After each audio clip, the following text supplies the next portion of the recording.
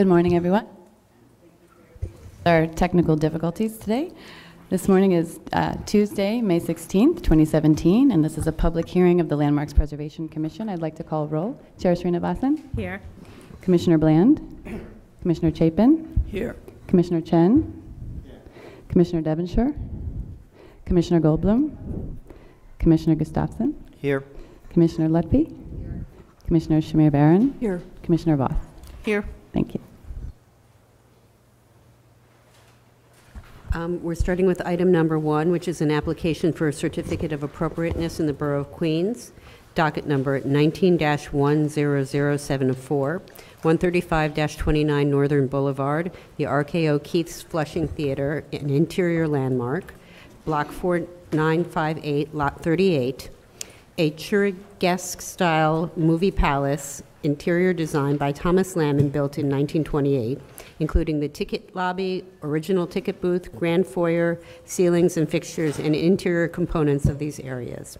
The application is to reauthorize Certificate of Appropriateness 061202 for the construction of a new building to enclose the interior landmark and to disassemble, restore off-site, and reinstall salvaged ornamental plastic work and woodwork in replicas. Good morning, Commissioners. Leanne Pollock, Preservation Staff. This item is 139-29 Northern Boulevard, located at the intersection of Main Street and Northern Boulevard in Flushing, Queens. The building, known as RKO Keith's Theater, contains a ticket lobby and a grand foyer, which are both designated as an interior landmark. The proposal is to reauthorize Certificate of Appropriateness 06-1202, which approved construction of a new residential building and retail building around the designated interior spaces. These spaces would be restored and incorporated into the new residential building. This certificate of appropriateness has been amended twice to extend the expiration date. The current C of A will expire in December 2017. The new proposal also includes a request to disassemble, restore off-site, and reinstall ornamental plasterwork and woodwork while replacing in-kind areas of flat plaster and other elements that cannot be salvaged. The applicant is also proposing to install light fixtures, security cameras, and fire sprinklers within the designated interior and to restore the original or historically appropriate paint finishes, flooring, and drapery. Staff has reviewed preliminary proposals for this scope of work and believes that it will be able to be reviewed and permitted at a staff level. Jackie Boudreau and Angel Ayan and representatives from the building owner are here to elaborate and to answer any questions. Thank you.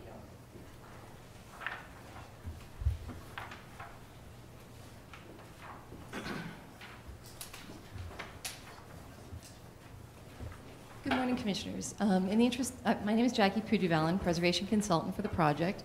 In the interest of saving some time, because we have a very deep presentation to give to you, I'm just going to skip ahead and not repeat some things that Leanne just said.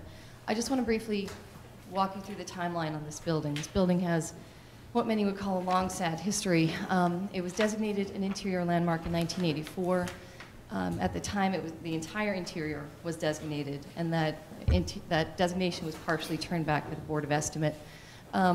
So we ended up with just the ticket lobby and the grand foyer as the designated spaces. In 1986, the then owner partially demolished parts of the building, also did some illegal removals from the designated spaces. Consequently, after that, the building went into many different hands. It essentially was derelict and fell into a state of almost neglect, very much neglect, within those 20 years up until 2005, when our owner then applied to LPC and to BSA. In 2005, there was a C of A issued for the construction of a new building surrounding the designated spaces. That LPC permit was subsequently extended 3 times, which brings us to why we are here today. There were 2 extensions on that permit. In 2014, that was the last amendment extending that C of A, and that brings us to this unique situation wherein the current owner, Xinhuan Real Estate Development, has finally been able to pull DOB permits on the building. They're the first owners to do that since the 1980s. So they are ready to go into construction. They have all their permits ready from Department of Buildings, but we have to get the new building approved again by LPC. So this is a unique situation for commissioners to be in, we understand. Also in 2014, the LPC approved a new design for the new building that will be built around this interior landmark. And that is the same design that you're going to see today. So the building that was approved in 2014 under an amendment is the same building you're going to see up for your consideration today.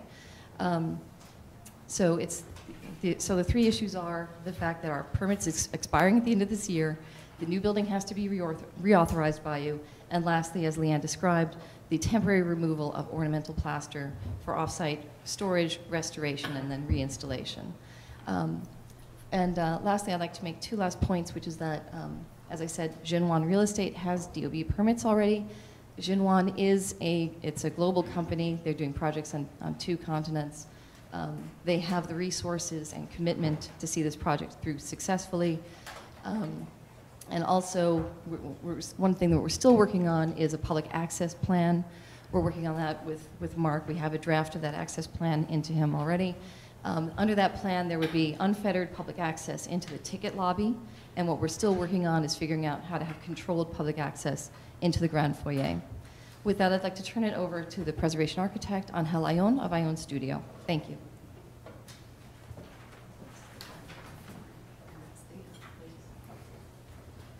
Thank you, Jackie. Good morning. My name is Angel Ayon. I'm the principal of Ayon Studio Architecture and Preservation and the preservation architect for this project.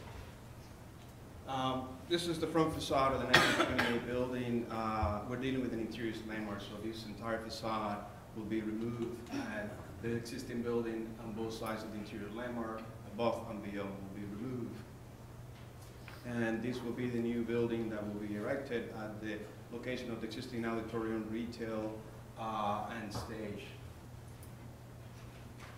A larger view of that building, and I think that what was approved in 2014, based on previous approvals, was just a new building that would emphasize through a glazed entrance, then entrance to the main building, and reuse the former lobby of the theater as the lobby to the new residential building, and create an emphasis on the space for where you will come in and walk into those interior designated spaces. These are the elevations by Pecco Friedel Partners for the front facade of the building, the rear facade, the lot line elevation, the opposite lot line elevation. So this is all new construction above and around the entire designated spaces. This is a section of the new building. This is the entrance sequence that I mentioned that sets the slope glazing at the entrance that would allow you to go into a space. From that space, you would come into the restored ticket lobby through a set of doors. This would be accessible to the public. There is a second set of doors that provide access to the ground foyer, and then from the ground foyer, residents will be able to come into the elevator, the room, pick up the lobby, and then go up to their rooms. Just look at the complexity of all the new construction happening above the existing building. Here's the other section showing the relationship between the designated space and the new construction above. Two close-ups of those sections that I'm showing you, just showing the relationship. There will be tall super columns far away and adjacent to, but somehow close to these designated spaces, to install really long steel trusses that will span the space of the designated interiors in both directions, east, west, and north, south. We'll also have a slab on top of the designated spaces just to make sure that they're all protected. Let's talk a little bit about the history and development of the site. This is one of the oldest historic photographs that we have of the space, the ground foyer, day. As previously mentioned, this was a building, this is an interior design in the Churrigueresco style. It's like Spanish Baroque revival. When you get into the ticket lobby, you're supposed to be in a Spanish palace courtyard, and then from there you go into the ground foyer where you're supposed to be in the plaza. This is the condition of the ground foyer in the 1980s. probably around the time of the designation, and pretty much all the components are in place, including this fountain that was removed and it was no longer in place at the time of the designation. This is the ticket lobby in the 1980s. You can see the ticket booth, which was actually in pretty good condition. The ornamental plasterwork on the upper floors, as well as the display cases on the ground floor. And these are the doors that I mentioned that separate the ticket lobby from the ground foyer. Very similar to a former set of doors between the ticket lobby and the main entrance. As Jackie mentioned, this building traded hand over the years and only to be deteriorated every time. So this is the condition of the ground foyer in 1990. This is the condition of the ground foyer in 2014 when the current team started working on the project. You can see the pattern of deterioration. You can see that the result of the work that was done in the 1980s were pretty much the theater interior and the second floor gallery that where you land from these grand stairs has been all removed. And you can see the pattern of deterioration of the suspended plaster ceiling of the ground foyer. More photographs, 1990s and 2014, and you can see an active pattern of deterioration and decay on the building. The proposal that was approved in 2014 included the removal of this existing suspended plaster ceiling at the ground foyer and the three co-plaster partitions behind the ornamental plaster work and the replacement in kind of those elements along with the restoration of the interiors all in situ. Here's a view of the opposite end, and you can see the pattern of deterioration from the 1990s to 2014. Here's the ticket lobby, and where you can see actually a more accelerated pattern. You see a lot of moisture and water damage on that north end of the plaster ceiling and the walls on the ground foyer, excessive deterioration on the ticket booth. So the proposal that was approved in 2014 included pretty much retaining the existing ticket lobby and grand foyer, removing, as I mentioned before, everything beyond that is pretty much gone. The only thing that is there right now is just the structure. The area of the auditorium, the retail, east and west. And building a new building around it. And as I mentioned before, this is the entrance sequence where you come from the main entrance door to the first set of door of the ticket lobby, and from there to the ground foyer. This is the elevator, the floor plan, where you have the elevator bank, the mailboxes, and from there you go up to the apartments. Same at the second floor. These three balconies on the ticket lobby and on the ground foyer, they were never accessible. So the plan was always just to retain that same configuration and then just build a new building around it and just embrace the majestic scale and environment of these spaces as the new spaces, the new lobbies to the residential building. Here are three-dimensional views that show the proposed, the approved work in 2014. This is the ground floor, and these are the super columns that I mentioned that will be supporting new trusses and secondary trusses above the ground foyer. Second floor, third floor, and then the restored suspended plaster ceiling above the ground foyer, the slope glazed entrance, and the complexity of all this work on and around the designated spaces. So since 2016, when Zing took over the property, for the first time, number one, we had a DOB permit. Number two, we had a builder in place. So there were a lot of discussions in terms of contractability. Can we do this work? How do we do it? And to what extent is it possible to do what we were planning in terms of restoring all the plaster work in place, particularly given the condition of the plaster that we were looking at. Some of the work that Zing have implemented since they've been in possession of the building is just install a lot of waterproofing. Plaster doesn't want to get wet, so you have to stop the water from coming in. And just as much as we did with the previous owner in 2014, where we did a lot of waterproofing insulation on the roof to be demolished, we're doing waterproofing insulation on some of the slab to remain to make sure that we keep the water away from the plaster work. These are the conditions that we found once we were back to the building in 2017, early this year. As you can see, it looks a little bit whiter, so the colors are gone. So you have more moisture migrating through the plaster, more finish losses. And essentially you had also what used to be a crack at this location that had given in. So we had a lot of concern about the integrity of the plaster and to what extent it would actually survive all the work that's planned for the space. So we went into a little bit deeper, not just looking at the surface, but trying to understand what was behind the plaster. These are sections of the ticket lobby, suspended plaster ceiling, and this photograph will be showing drawings and images. You'll see the deterioration of the plaster. A lot of wetness, a lot of wet plaster, a lot of corrosion on the framing. Even though you have some areas where you have the suspended plaster ceiling that appears to be in fair condition, you see that there is corrosion of the fastener and also corrosion of the hanger embedments in the plaster due to galvanic corrosion. We also have a better sense right now of how all the plaster work's been put together, and this is all the plaster work on the face of the ticket lobby parapet that is pretty much cantilever of the structure. We had a collapse. The southwest end of the suspended plaster ceiling and partition beyond collapsed. All the debris are actually lying on the second floor, and some of the debris fell on top of ornamental plaster work atop the architrave. So we have plaster work that we were planning to restore in place that is no longer possible to do so and have to be replaced. This is a section through the ground foyer where you see this 19-foot tall plaster parapet that has very little lateral bracing, and when it is braced, it's braced to this plaster ceiling and partition that collapse. And that partition, when it is in place, is really poorly braced to the wall behind, and it's all corroded. So we have serious concern about the condition and the ability of the plaster to survive all of this work. Here's another important condition that we found.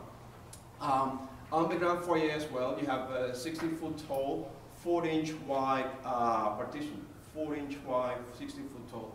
Very slender partition that is very likely to move with very little bracing, only at this location. Here's a photograph looking down. You see the terracotta partition, and you see some of the brief types. This actually makes sense because when we compare this condition, and this is the wall where that condition takes place, it explains why we found so much cracking on the plaster work when we were doing the documentation in 2014, something that we really didn't understand at the time.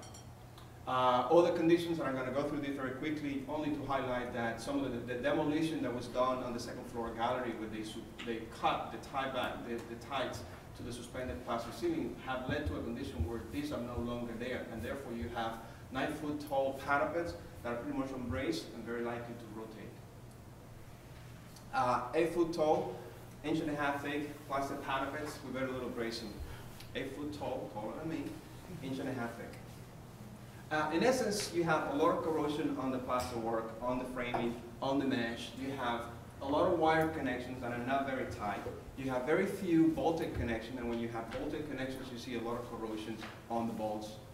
And more importantly, and this is really what scared us, you have hangers that are corroded through. Due to galvanic action, the steel embedments in the concrete have preferentially corroded, and therefore you see a condition where these hangers, even though the plaster work is in apparently fair condition, the hangers are in really, really poor condition.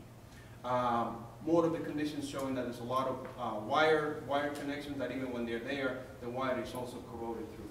So very loose connections and a lot of likelihood for the plaster to move and to vibrate and to potentially detach. Also a lot of ornaments that have just been thrown into the wet plaster, not in an unlike fashion, but just a lot of Excelsior plaster connection. That means just wet plaster with wood fibers, and that's all different forms. So that's really not a strong connection from the plaster work to the ornamental, the flat one. So we commissioned a study from Iconoplastics and Master Plaster, the conditions assessment of the plaster work. And these graphs show in color the moisture content of the plaster work. The lighter is the drier, and the darker is the wetter. Plaster wants to be between 12–15% of the humidity, so you can see that the suspended plaster ceiling and the adjacent walls are in very poor condition, very wet. This is the ground foyer looking on one end. Again, you see a lot of conditions above and throughout the plaster that indicates there's a lot of moisture in that ornamental plaster work. The ticket lobby on the north wall, that's a condition that we have seen in that photograph when we went back to 2017, and you see a lot of moisture on that first floor wall. Here's those sections, and you can see that we have a pattern of moisture infiltration that doesn't really stop throughout the building. Here's the suspended plaster ceiling of the ticket lobby. on the ground floor, and you see that that north end is in really poor condition, very wet. And look at some of these legends, says that some of them is just too fragile to touch. Same the ticket lobby, that's copper ceiling on the ground floor and the ticket lobby. Very wet plastered in very good condition. Just look at the extent of cracking that we have documented in the past. So we met with the commission, we had a site visit, and a few days before the site visit, we got an email saying the plaster of the suspended plaster ceiling collapsed. That crack that I mentioned that had given in, it fell. So we are in a situation where our worst nightmare became a reality. The concern that we had about restoring the plaster and whether the plaster could actually survive, it just became very clear that it isn't. A few weeks later, we had a second condition, a second call, where the north end of the suspended plaster ceiling on the ground foyer collapsed. So when we talk about that non-linear pattern of deterioration that eventually becomes exponential, we are riding that wave along that exponential curve. We don't know when it will stop. So what we are proposing is to remove the plaster out of harm's way for off-site storage and reinstallation. And this is why we're proposing this. So here's a graph just to indicate the extent of work that we're proposing. So if you look at this pink color, this is all the ornamental plaster work, the ornate stuff. The pink will be on the ticket lobby, all the balcony fascia, the columns, the architrave. We're proposing to temporarily remove all the ornamental plaster work for off-site storage and reinstallation at a later date. The masonry walls that are in blue, those are 12-inch brick masonry walls, will remain in place. And on the ceilings, the coffer ceiling, we're proposing to remove what is there. It's just in really bad conditions. Same with the flat areas of the ceiling, and replace it in kind. And of course, the end of the north end that collapsed have to be replaced as well. The ornamental woodwork and metalwork is also proposed to be temporarily removed for off-site storage and reinstallation. Some of the components will have to be replaced, like the ticket booth that you saw that is in really poor condition. On the ground foyer, we propose the same. The pink represents the extent of ornamental plaster work that we are proposing to temporarily remove for off-site storage and reinstallation at a later date. The orange represents the ornamental, the flat plaster work that we had already in 2014, proposed to temporarily remove and replace in kind. And then the blue are all these 4-inch, 16, 20-foot tall plaster partition with a lot of cracking that we're proposing also to remove and replace. And then the green represents the woodwork and the doors that we're proposing to temporarily remove for restoration and replacement. This is the proposal to how to cut out the plaster work that was put together by Iconoclast. In essence, you don't want to cut through the ornaments. You want to cut between the ornaments, and you want to make sure that you have sizes that are manageable by two men. Obviously, this was done before all this collapse and all that collapse. Okay. Here's the proposal for the ticket lobby elevation. So this is what we propose to cut out all the plaster work adjacent to the ornaments, adjacent to those pilasters. You can remove the architrave. You can remove this individual cast for the columns, and then these panels can be individually cut out and removed. And then the same at the ground foyer. In essence, all of these freestanding casts, which are the urns, that could be removed by themselves. All these urns can also be removed by themselves. The architrave could be removed in sections. The Solomonic columns could also be removed. And then the pilasters will have to be cut at this location, and all of these Juliet balconies could be removed. The doors of rounds will have to be removed. These arches will have to be replaced. The north end of the ticket lobby of the ground foyer, again, just showing how each of these significant elements have to be temporarily removed and cut out. East and west, looking at the same, the ornamentals above the architrave, the colonnade, and the Juliet balcony, and the doors around. So here's a section showing what this building, or what this designated structure will look like at a time during the construction period, where we will install protection in the ground foyer. In essence, we need to install a new roof and a new protection that will allow all the demolition of the existing building above and on both sides. Eventually, this existing third floor slab will become a roof, and that's what we're already installing the waterproofing here, because it has to be installed. We can install it right now. And then in pink is showing all the plasterboard that I just mentioned that's going to be temporarily removed, and for off-site storage, and some of it to be replaced. Here's a section in the opposite direction, east-west, showing the existing structure to remain. So at a certain point, we'll remove, not temporarily remove the ornamental plasterwork and remove most of the building structure, and only the structure for the designated landmark will remain in place. We talk about sequence, and this is a long video, but in essence, this is how we envision this process. We need to dry out the site. We don't have power. It's been disconnected from the grid for a long time. We're inches away or days away to finally get connected, to reconnect the site. That means that we'll be able to install fans and dehumidifiers and start drying out the space, creating an enclosure that would allow us just to dry the space and dry out the plasterwork so that it can be temporarily removed. Once we're ready, we have to do all the preps, make molds, and do our own diligence for replicating any ornament that will have to be replaced. And then all the cutting process will have to start taking place. We have to install protection, and eventually all the plasterwork will be removed off-site, and then you will be left with that existing structure that I mentioned before. Eventually, and I'll show a schedule later, once we have new construction and the new building is in place, and in essence we have a roof over our head, and we can create an enclosure, then we'll be able to bring back the plasterwork and proceed with the restoration. We're not reinventing the wheel. We are basing our proposal on the experience of a master plasterer that I mentioned before that has a lot of experience doing temporary removal of existing plasterwork. This is the Lyrics Theater in Times Square. This is probably a project you haven't seen because it's under the preview of the new 42nd Street Development Corporation Preservation Committee. But in essence, you have, when those theaters were combined, you have a lot of ornamental plasterwork that was removed of the balconies. Here's the main dome where you see the plasterwork cut out in wedges to be temporarily removed. Here the saucer domes are actually out and getting ready to get into a truck. And here are all these different ornaments on the shop getting ready for restoration. Here's the shop, and they're doing plasterwork treatment on these shorter sections of plasterwork, doing paint removal and so on, and doing treatments. Here's the proscenium arch that have been disassembled, and here's the base of that dome that has been disassembled as well. That was 1997. This is 2009 when the plasterwork was also being removed for the Spider-Man show that required the temporary removal of all the plasterwork.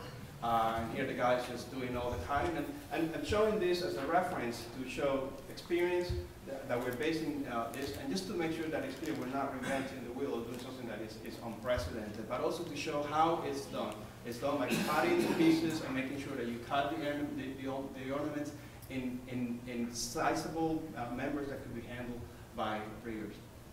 And a few weeks ago, in April last year, we were back to the Lyric, where they are doing, again, temporary removal of the existing plasterwork because they need to extend the balcony. So these are our photo, and here's my finger showing two panels that have been put together in the back. So here's your patch where you put it together in the back, and you really cannot see that. And here's the same location, and you see the location where it was cut. As I said before, you don't want to cut between ornaments. You want to cut between ornaments, and then once you put these panels together, you can just pass the plasterwork on the front, and you're not going to see it. This is the schedule that we're proposing. In essence, we're doing a lot of work right now, and we'll have to do a lot of work after the permit hopefully will be issued to finalize dehumidifying the space, getting it ready for the plaster removal, and then eventually all the plaster will be taken out of the way. We're talking about a 2-year period where between now and the time where we will be able to, after all the demolition of the existing building and after the new construction, foundation, excavation, new construction, we have a new structure and a new envelope that we can actually reinstall all the plaster work. And at that time, we'll be probably close to the time when the building, the entire building construction finalizes. This is the presentation in a nutshell. Thank you. It was a very good presentation. Are there questions? Yes, Dana. Yeah, this may be more for the general counsel, but how we're able to guarantee that the pieces will be kept safely and the documentation that's necessary, the ones that'll be off-site. Maybe it's more for you than that, really. Sure. I mean, we, John and I, mostly John, has been working with the applicant, and we've come up with a general plan for a bond. There's going to be a $10 million bond that will have requirements for storage, for periodic inspections, and we will also be working with the law department to make sure that other aspects of that bond and any other sort of agreements that will allow us to ensure that this project, once it's removed, the project is financed and ready to go forward, so that we're confident that it will be put back. But there is a $10 million bond that they've agreed to already in principle that we're working on the details. Thank you. Yes, Adi? Also a general question, and this may have been answered, but have we seen a case where the interior remains, but everything around it is demolished and built new? Has there been another case like that? No, there's not been another case like that where under our jurisdiction. There have been other cases like that. There's the theater that we, you know, the hotel in Times Square. That's right. That, but yes, we've never had to face this situation before. And this is also a very unusual situation. Without getting too much into the details, this was a you know, a very complicated and controversial situation in the 80s with an owner that was very recalcitrant, a board of estimate that modified it. So this is a very unusual situation that the commission has been working with various owners for many years. Yes, Michael? I have a question. And pardon me if I missed it, because you had a lot of detail in that nutshell there. What you have is basically two rooms that are made out of plaster that's supported by steel that's rotting, right? And the plaster itself is rotting or is full of moisture.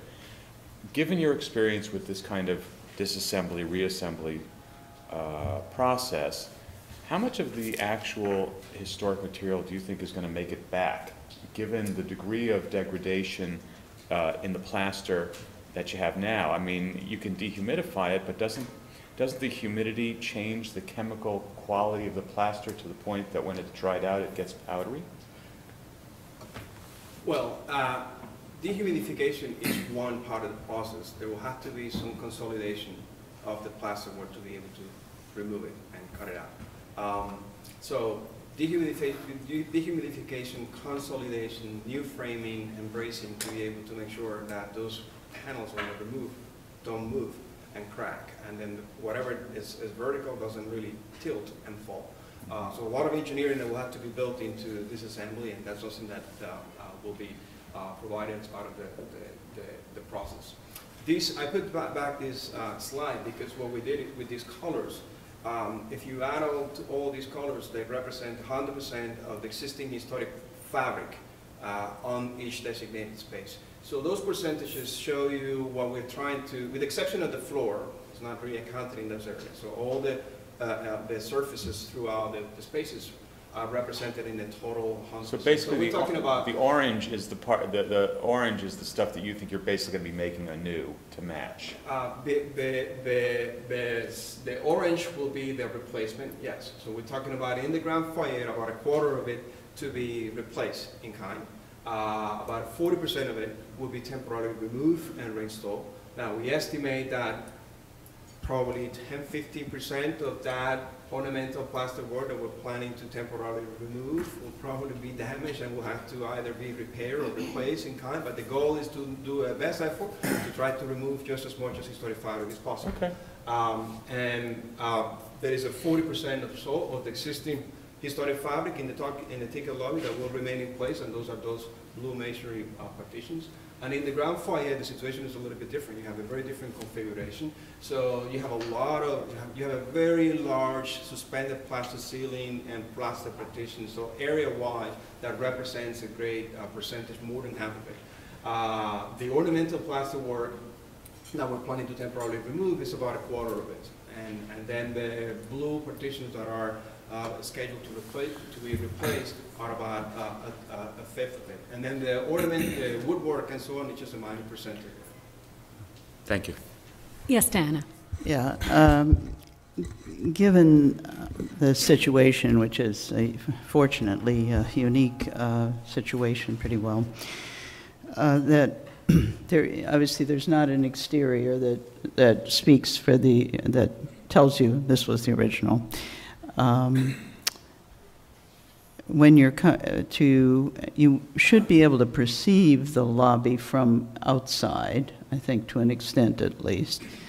What kind of provision, if any, is there to inform, will there be to inform people that this is something that if you're walking by, you can walk in, it's not just a private situation, which is not entirely an architect's question. But.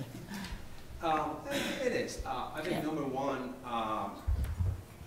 these two spaces were always very secluded spaces. So these are atmospheric theaters, so you're supposed to just be shocked by these unprecedented spaces. So they were never too visible. So they will be, however, made somehow visible through that glaze enclosure and slope glazing that I mentioned at the very beginning. And from there, you'll get into an interstitial space that would allow you to either come into the TICA lobby or go into the retail spaces. And there will have to be signage and indications that orient the public as to where to go, how far they can go, and the hours of operations, and the protocols that will be in place to ensure that there is some degree of public access to these designated spaces through signage and so on. That, to be honest, we will get there, but we're not there yet. But all of that will be definitely incorporated so that there's a clear sense of orientation. It's also a very unique situation, right, where you come into this place building, this new construction building, and then all of a sudden you're in these historic spaces. So graphic design and orientations and wayfinding would be definitely a way that would really have to be implemented to have a very clear sense of direction in terms of how to get where and so on. And Madam Chair, is that something that the staff will be working with them on closely? And to Yes. Yes. Thank you. It's about the signage and access, yes. I'm sorry, I'd also like to note, and this isn't really anything to do with the building, but there happens to be directional signage out in front of the building on Norgan Boulevard. So we should have included a photo of it in the presentation. We didn't think of that. But it is out in front of the building. It's a large kiosk kind of sign, and it has a lot of material on the history of the building and what's behind it. Unfortunately, for decades, what's behind it has been a big sidewalk shed. But eventually, when people walk by and see that sign, they'll know that they're standing next to a space that they can go into. Thank you. That's the kind of thing I was concerned about. Thank you. Thank you. Are there any more questions? Thank you very much. We'll take testimony. Patrick Waldo. Each person will be given 3 minutes. Yes.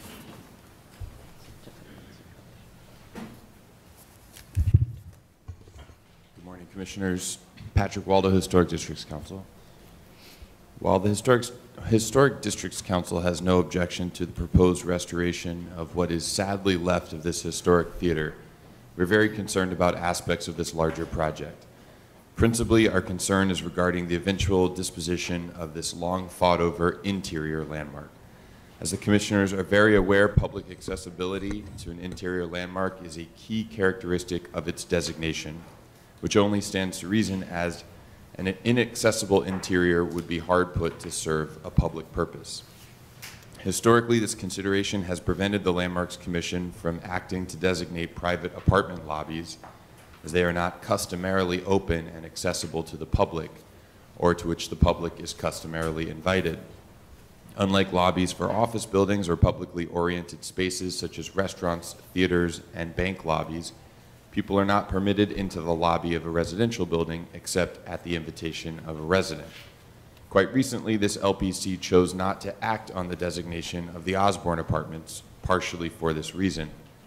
The transformation of this theater lobby into a residential lobby must therefore be carefully examined with regard to its program so that the essential nature of its designation as an interior landmark and public good remains intact. From a physical design perspective, the glass antechamber with its idiosyncratic sloped roof separates the lobby from the street, visually as well as physically. Understanding the complexity of the regulatory web surrounding this building project, HDC nonetheless strongly suggests that specific aspect of the design, the interface between the street and landmark lobby, be re-examined in order to facilitate greater public access to and awareness of the wonders which lie behind the doors. At the absolute very least, appropriate and visible wayfinding and informational signage delineating hours of public accessibility must be posted where the public will see it. This brings us to the next point, the programming of public accessibility to the designated space. While it might be beyond scope for the LPC to publicly deliberate on negotiations with the owners, it is imperative in this case that the Landmarks Commissioners ensure that the public will be able to regularly visit and experience this fantastic landmark, especially considering all the fine work which this team is putting into restoring it. More than any other interior landmark we can think of, the tortured history of the RKO Keiths demonstrates the importance of binding public protections. This is a site which has been abused, neglected, and passed from owner to owner like an albatross. We do not mean to judge the current owner by the misdeeds of previous ones, but the history of this site makes us very concerned about the future of the site when it inevitably changes hands and new management entities become responsible for this fragile landmark. HDC urges Landmarks Commissioners to legally insist on regular public accessibility to both these spaces before granting any other permits. Thank you. Thank you. The next speaker is Krista Belgoff. Krista Belgoff for the Society for the Architecture of the City. This item raises a lot of policy issues. A lot of water has gone under the bridge since Certificate of Appropriateness of 61202 was granted in 2005. The landmark has suffered additional collapse, and legal controversies over the accessibility of interior landmarks to the public have come to a head. The Commission has refused to consider the Alto rooms for interior designation because they are not immediately accessible from the street, a situation that seems to be repeated here. There has also been a policy of not designating apartment building lobbies because they are deemed private, a policy which was recently extended to the Osborne with its decorations by John Lafarge, Augustus St. Gaudens, and Tiffany Studios. It is problematic when a theater lobby becomes an apartment lobby. In a private presentation, the applicant has said that the inner lobby here will not be customarily open to the public. In the light of the decision in Save America's Clocks versus the City of New York, which is of course being appealed, there may ultimately be limited options for privatizing an interior landmark. In the light of this recent history, it is unclear whether the former Certificate of Appropriateness can reasonably be renewed in view of the architectural treatment of the building entrance and the planned restricted use of part of the landmark. The condition of the landmark is now extremely dire, and it may have to be almost entirely a reproduction if the restoration takes place. It is certainly credible that given the deteriorated condition of the lobbies, it would be additionally endangered on a pile-driven construction site, so that removal may be inevitable at this point. The applicant is faced with these problems, which we hope can be resolved after some adjustments. We certainly appreciate their willingness to try to rescue this much-abused landmark. Thank you. Thank you. The next speaker is Michael Hiller. Michael Hiller, LPC. Although having been contacted by a number of preservationists with respect to this application, I have not been formally retained by anyone and therefore stand in opposition to this project on my own behalf and on behalf of my firm. According to the materials I've reviewed, the grand foyer and the ticket lobby of the Flushing RKO Keiths were designated an interior landmark space, were in decidedly better condition before the designation than after. Be that as it may, today the Commission has before it a proposal which threatens greater violence to the interior spaces and the acts of neglect which define its current condition. Today the applicant proposes to convert the interior landmark space into the grand foyer and ticket lobby into a private apartment building lobby space. Under the Commission's prior determinations and precedents, which are binding upon this Commission, an apartment lobby is ineligible for designation as an interior landmark because it is typically an area that is not open to the public or to which the public is customarily invited. And I cited the same example that's been previously referenced, the Osborne at 205 West 57th Street, the apartment lobby of which was rejected in part for interior designation, in part for that very same reason. By allowing conversion of interior landmark space into an apartment lobby, which would not otherwise be eligible for designation in the first instance, the Commission would be violating the landmarks law. And that would place the Commission in the unenviable position of repeating an error that just last year I went to court to correct.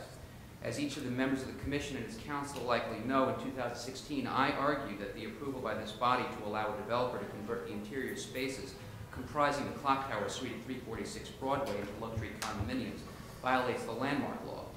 In particular, I argued that the conversion of interior landmark space into private space that lacks public accessibility is irrational insofar as the Commission had granted an approval that upon completion of the work would have rendered the interior landmark ineligible for designation in the first instance.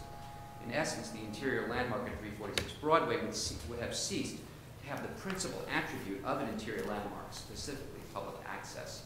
And the court agreed with me, ruling that granting permission to convert an interior landmark space into space that would not qualify as an interior landmark once the work was completed because it would be inaccessible to the public, the Commission violated the landmarks law. Notwithstanding the representation made today that the applicant is working on the issue of public access, it seems to me that the applicant today asks the Commission to repeat the same error that the court corrected in its decision in 346 Broadway. The application today would permit the developer to convert a space that was historically publicly accessible into a space that the Commission's prior decisions recognized would be inaccessible to the public and thus would not qualify as an interior landmark. And if that application would be granted, it would represent the second time in 2 years that the Commission would have made the same error. I would ask this body to carefully heed the decisions and the directives of the New York State Supreme Court. While the restoration, the need for restoration here is extant, and no one would deny that, I would urge the Commission to deny the application, or at a minimum, delay approval until the matter of public access is more fully and evaluated and considered. Thank you. Thank you. Are there any more speakers on this item? All right, I just want to, we'll give you an opportunity to respond, but let me just note for the record that we received a letter from Councilmember Peter Koo in support of this application. He did have a comment, and it had to do with that, that he strongly encouraged the developer to establish a monetary commitment or other legal protection to ensure that the landmark is reassembled on site, and I think our council, Mark, has already spoken to that issue. We also received a letter from a resolution from Community Board 7 in support of this application. They had just one comment, which is that to the applicants about considering replacing the fountain, even though there's a recognition that the fountain was removed at the time of before the designation. We received a letter in support from New York Landmarks Conservancy that they endorse the applicant's plan to restore and reuse as much historic fabric as possible, and just sort of note that it's unfortunate that some of it has to be removed as a result of the deterioration of the landmark. And they also appreciate the new owner's intentions and hope that the remaining historic elements can be salvaged and reassembled to give the Flushing community some approximation of what the building once was. And we also received a letter from the Municipal Art Society in support. They had a few comments, including concerns about the entrance sequence from the new space into the interior, in the designated interior space. And in some, they say that the success of this project hinges on the meticulous execution of delicate work by the project team and careful supervision from LPC staff. So they just wanted to recognize that as well. So, Commissioners, if I could just briefly comment on the issues of public accessibility. As you heard from the applicant, there's going to be unfettered public access. Anyone can walk in and into the ticket lobby at any time with no restriction and view that. And they will be able to look into the remaining portion through the glass partitions that will be there. That access to the Grand Foyer is restricted to residents, but we are working with, and they have committed to working with us to come up with a public access plan that will allow periodic access in some fashion. And we have spoken to the law department and this, and they are comfortable with this kind of approach, and it's not that dissimilar from the actual access that we have to many commercial lobbies at this time, where people can get access to some, but not all of it, due to security concerns. So we are comfortable that this complies with the requirements of the Supreme Court decision. I would note again, this is on appeal, and it's presently in consideration by the appellate division. Yeah. Yes, Wellington? Point of information, so how is the Woolworth lobby treated? Is that also of limited access? Well, the Woolworth lobby it currently is limited access because of security concerns. The commission approved security barriers that do not allow people other than people who have commercial business appointments with people in the building or residents. It's also partially a residential building as well, that allow access into the building. So it's not dissimilar to that. Yes, somebody else had a question. Okay, yes, Adi? I'm just wondering, I'm having a difficult time. It'd be helpful if you could walk us through, if it's okay, exactly what the glazing, how you might enter the ticket lobby, entry or see through the glass, and the same for the other space. I don't think I really understand it. I'm looking at it in plan, and it doesn't have, there's no indication in plan, and the axonometrics are a little bit confusing that way.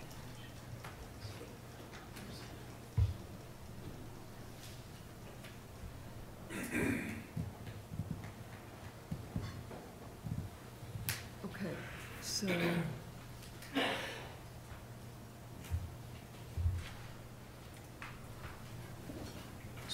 Yeah, so those glass doors into the ticket lobby, above the glass doors, is that historic material or is that new? Just that soffit above the glass, above the doors. What's that material? So you have one set of new construction doors, this low glazing at the street level, right? And then from there you get into an interstitial space. Right. That space allows you to go into the retail space on the side, or it allows you to proceed through the historic doors that will be replaced into the ticket lobby.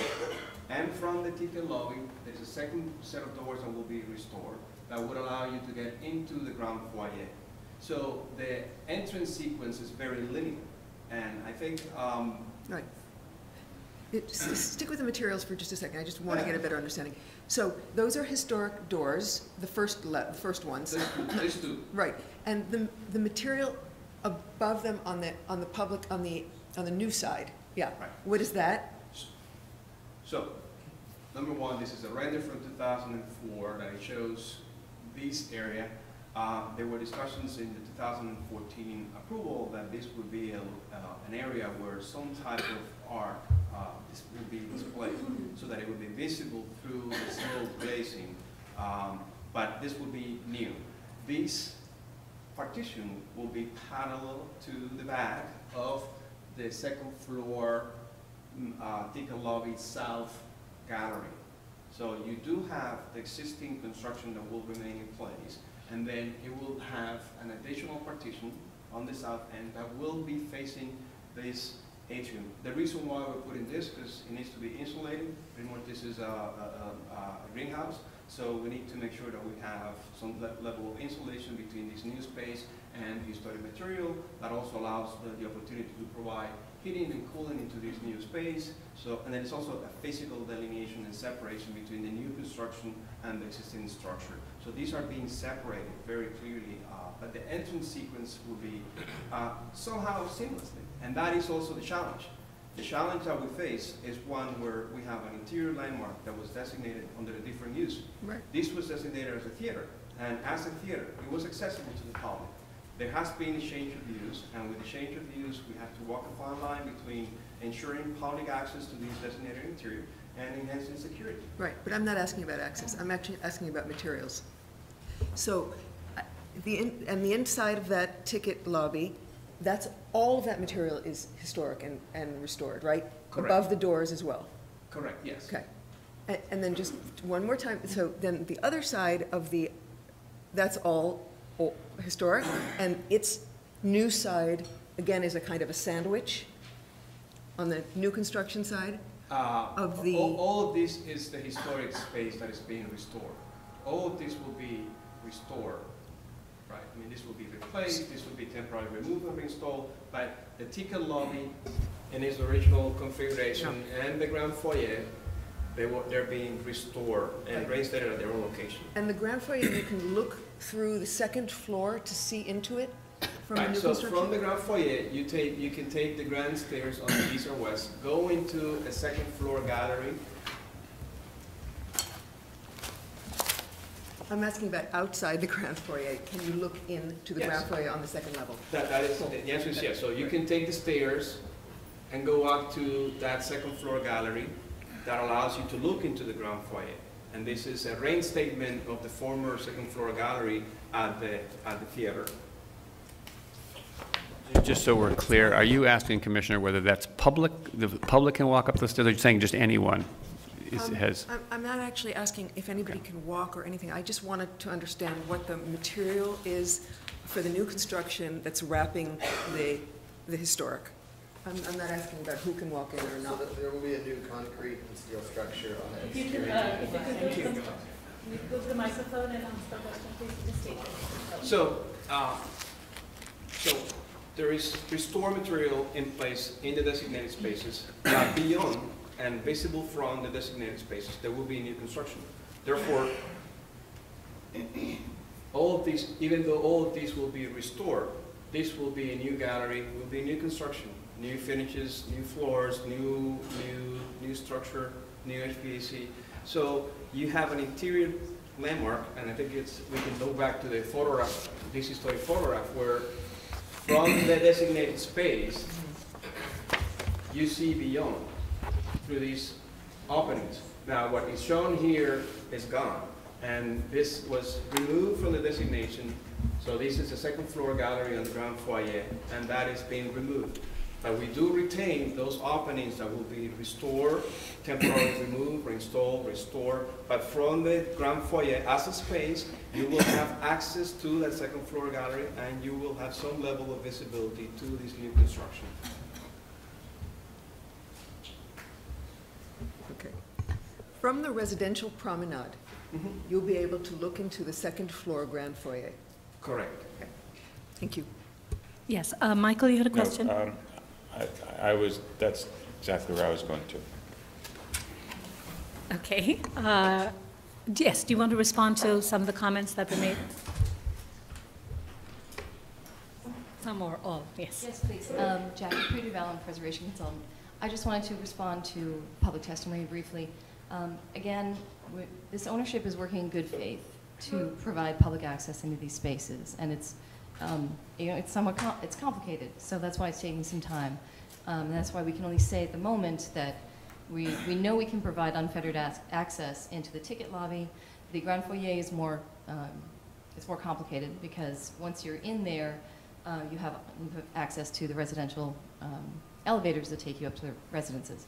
So all I can say again is that ownership is working on this issue. We're going to be working with LPC on it for an access plan that is satisfactory. Thank you. Could you go to the plan of the first floor? Sure. Proposed.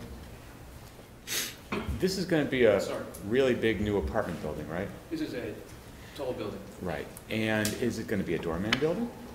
Yes. So where's the doorman going to sit? I don't think that the actual position of the doorman and so on has been fine-tuned to the point where we can say exactly where he will be or she will be located. But I think it's fair to say it's not a buzzer situation. It's not like there's going to be buzzers on that inner set of doors, right? No. These doors, so this is the section. Right. These are new construction doors will be open. Right. The ticket lobby will be accessible. You should be able to just go through it. Keep and on then going you have a second set of doors where there will be some level of control. And that will be through a doorman. Right. That could be through a doorman. That could be through keypads. It could be that the keypads are on this set of doors. These doors are also egress doors that so it can't really be locked. But keep on going to the plan, okay? Because I think that'll be helpful, for at least for me. I think I have to go in the other direction. Okay. There we go. All right, so the first set of doors is a vestibule to the outside. The second set of doors is the security barrier, right? That's what you're saying is the public will not be. This is the first set I'm of sorry, doors. sorry, the third set of doors. Third set of doors. Right. And so, I mean, but you have a set of doors to the residential lobby. The residential lobby is actually behind another set of doors. Well, the residential lobby is all of this. Right, but the grand foyer really gives access. You know, you can't get into the elevators or the mail room or anything. You know, you can't go up to someone's apartment without going through another set of doors. So all I'm saying is maybe it's not, you know, it's not unreasonable to consider that the public could come into that foyer, because you have security that prevents people from going up the stairs, or at least during, you know, if the door person is in that space, you know, why couldn't those doors be protected, just like the inner doors, you know, the third set be protected? And I think these are the details that are being hashed out at the moment. Well, that's a big one. Trying to make sure that these things are placed into an operations plan. Right. That could also be into an access plan. That could be absorbed into an operations plan. Okay. And those are precisely the details we were talking about in terms of how much access and where that control access, and whether there are hours of operation, like in many other lobbies where during certain times there could be more public, and let's say after 8 p.m. then it's closed, and then you have a little bit more control, or there are access through tours or other kind of you know, activities that are more open to the public. But again, I think it's about striking a balance between public access and security, because that door is the one that provides access to the fire command, the mail, and the only bank of elevator for these 300 plus apartments. So but in fairness, in many apartment buildings, you have 1, 2, 3. You don't have that 3 sets of other doors, right? You've just got those doors. So, like, you know, the Osborne, for instance, which was as case cited, I think there's just 1 set of doors and you're in. So here you have the luxury of having additional control points that might allow you to have the public, under controlled circumstances, processed further into the landmark, so that they're not just peering through some doors like that. That is correct. Just bear in mind that we also have access through the grand stairs. Can you go to that plan? I think that's interesting too. You also have access to the grand stair to the second floor, and from there you have access to other amenities in the building and to the elevator bank. So then at that point, people can access here. This is not a public, a designated space. It would be a new construction space. So I think that's the challenge. I think that it's easy to allow the ticket lobby to become fully accessible. It's also because there will be some level of visibility between the elevator lobby, the new elevator lobby, through the ticket booth. So this is not an issue. The issue is about how do you really strike that balance between security. Right, but I think you have an advantage on the second floor, in that everything in what's called the residential promenade is not part of the landmark, part of the interior landmark, right? So you could theoretically put another set of doors that would prevent, you know, let's say with a buzzer or something, that would prevent people from just wandering into the residential space without a whole lot of difficulty. These are the details that are being hashed out in terms of what exactly makes sense. I think what's important to emphasize that what Jackie mentioned is that ownership has no issue with this issue of public access. This is about just striking the right balance and trying to work with the different stakeholders and parties to try to do the right thing. Thank you. All right, and as you know, our general counsel and the law department will be working with the applicants on structuring public access to the space in a way that will pass muster. So make sure about that. Chair Srinivasan, if I may, Yes. I just want to make one more point that just occurred to some of us, which is that historically, there wasn't actually unfettered access into these spaces. Historically, when it was a theater, the public had unfettered access into the lobby, but then they couldn't advance past the lobby without a ticket to go see a film or a vaudeville show. So in a way, there's always been some kind of limited access into the grand foyer. Thank you. Thank you. All right. Are there any other? Yes, Mark, do you want to add something? I just want to, I think that Jackie's point is correct, but just so the record's clear, the commission has always treated access by ticket as public access.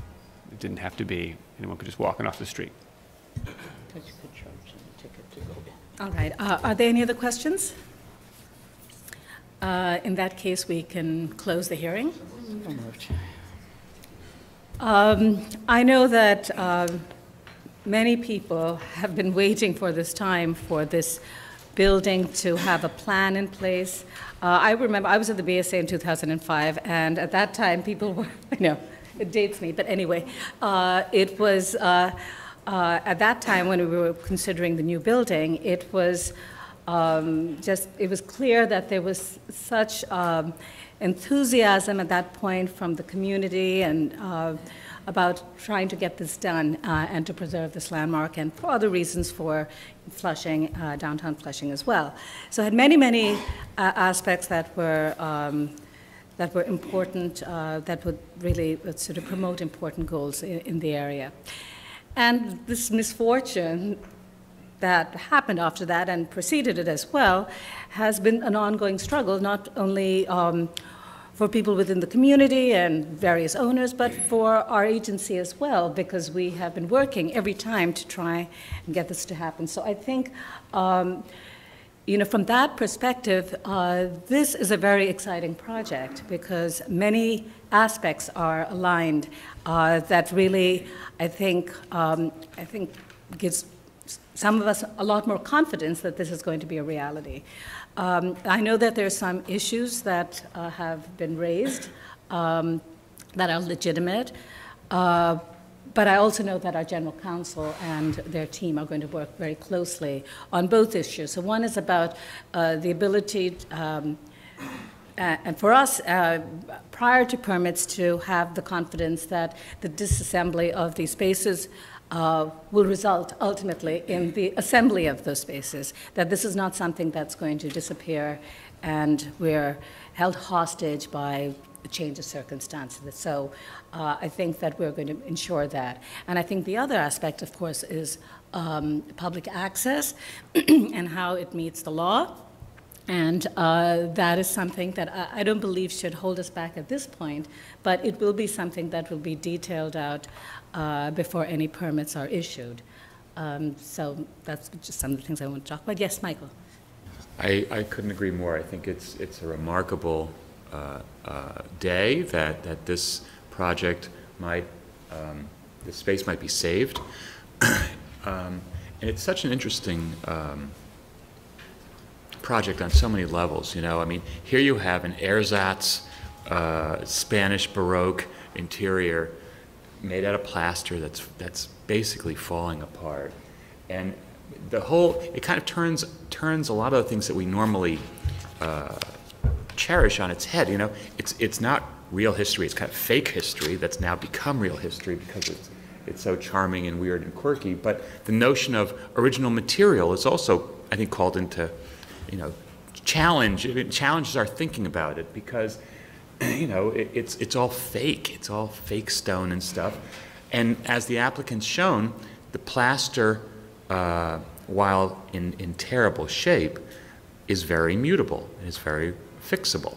And thank goodness, probably in some significant measure due to this commission, the skills that are required to recreate this kind of stuff is out there. And I think the applicant's shown, I was convinced anyway, that adequate care is being taken and will be taken to safeguard the material to the extent possible, to restore it and document it carefully. And I think that the plan proposed looks to me really very aggressive and appropriate. So I'm not particularly concerned about the potential loss of historic material. I think they're doing their best. I think that the curatorial approach is appropriate. I think that the applicant's goodwill and intent to provide public access is commendable, but the only thing I would suggest that after the last exchange, I think that there's no reason that this commission should accept as a benchmark the removal of the grand foyer as a foregone conclusion from public access. I think there are, I mean, given the size and scale of this endeavor, I think there are possibilities within limits, within the applicants indicated a willingness to work with the commission. I think there's a possibility here that, as a starting point anyway, I think the assumption that we should have is that the public could have access in some manner to the entire landmark. Other comments? Yes. I couldn't agree more. This is deja vu all over again, because I started out as a kid wandering Main Street and joining the community board and serving on the landmark committee, and then was the person that almost 30 somewhat years ago, I'm giving my age away, recommended the whole interior be landmarked. And actually the timeline goes beyond just those owners. There's prior owners before that, because I remember this case starting in '79, and that's 38 years ago. This is saying, the one thing I do agree with the community board recommendation is that I hope the new owner is able to secure that original fountain that is still somewhere floating around. Last time it was seen in the Soho restaurant basement. And I also, there's a big lesson for me as a person who's been involved in all these decades, is that there needs to be a dialogue. I remember the prior owner before this list, both the preservation camp and the new owner at the time both says my way or the highway. And that refusal to sit down and have an honest dialogue led to this unfortunate situation, and the real victims are all of us. The community all these years suffer as a result, not being able to see, that part of that glory. So. Yes, Diana. Oh, by the way, if you want to see the wayfinding sign, it's out here. Yeah. Bob Hope, Milton Berle. On Mother's Day, I took my mother for a stroll, and we passed by this thing. I didn't know this was going to come before the commission today. Yeah, I also agree with the remarks, including it would be extremely nice if they are able to include the fountain as well. But I agree with what has been said by the other commissioners, so I'm not going to repeat that. I just want to note, yes, that it's been a long and extremely difficult history for this interior, and the deterioration is at a point where if we don't act now, we're going to lose what we have. And I think it's just, I concur that we need to take immediate action to preserve and protect what remains. And I think this proposal is the best step we have at this point to follow. So. Thank you. Any more comments? Yes. I just want to say that while I do agree with my fellow commissioners, I actually think that in this case, there might be something to be said about different kinds of access, which is to say ways that are architectural, ways for everyone to be able to look into this thing. Sort of, I would say, if it were to remain in situ, if stuff was not to be disassembled and taken off site, and the work were to happen kind of inside of this, and you could actually see it happening over time, and the kind of the being able to see through windows or through different kinds of systems that the architects, the contemporary architects, could come up with, I think would be a tremendous thing in and of itself, as a very powerful response to this thing that Commissioner Golden brought up, which is the kind of the complication of the history and the authenticity of the history here. So I think there are other forms of access that have to do with experiencing visually the space. Fred? I want to congratulate Angel and his team in doing a really first-class job of preservation. I accept that access will be worked out in some way or other, but I'm not honest with myself if I don't say I think this is one of the strangest situations, if not the strangest situation I've encountered since I've been a commissioner. And I have to just wonder, sounding like perhaps a Neanderthal here, but at what point is a landmark lost? At what point encapsulating a space, initially wonderfully fabulous kind of a fantasy space, going to a fantasy movie with 3,000 other people, at what point is the whole concept of this little remnant completely lost? And I have to just say, tucked inside of a Paycov-freed, completely contemporary new building, this seems very strange to me, the whole concept of saving it. I realize we're not going to de-landmark it, but I just have to say that I think it's bizarre. But nonetheless, it was done very well. Yes, Kim. I think this is somewhat of a comment on Fred's comment. The thing I bemoan the most is, as an architectural student and having worked downtown by the Woolworth building, is when the Woolworth building became a co-op and a condo, and suddenly you could never get into the lobby anymore. And in recent years, I've gone there because we've had clients there. So you can get in if you're going to see someone, but nobody can go into the Woolworth building and hear about Woolworth and the making of the building, Cass Gilbert, all of that, and it's a landmark that is like one of the world's greatest landmarks. So I have to applaud this team and the architects and the developers for just the idea that they really still want to let people see the landmark, even if it isn't totally intact and, you know, pristine, it's still there. And so, yes, it's kind of it's not intact, but at least it's being preserved. Whereas we have other landmarks that have gone co-op, residential, and you cannot get into the building lobby anymore. Just pass to the lobby, not even going to the elevators, just to the lobby itself. So I congratulate them and hope in future other residential buildings with great lobbies from all of these conversions of all of these downtown landmark buildings would think of the public and the architectural gems they have and let us see them, and they don't have to only see them in books. Okay, can we move to decision then? Okay. Wellington, would you like to read the decision?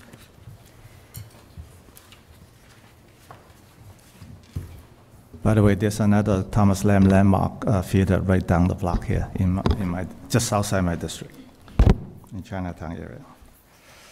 In a matter of 135-29 Northern Boulevard, RKO Keith's Flushing Theater interior landmark.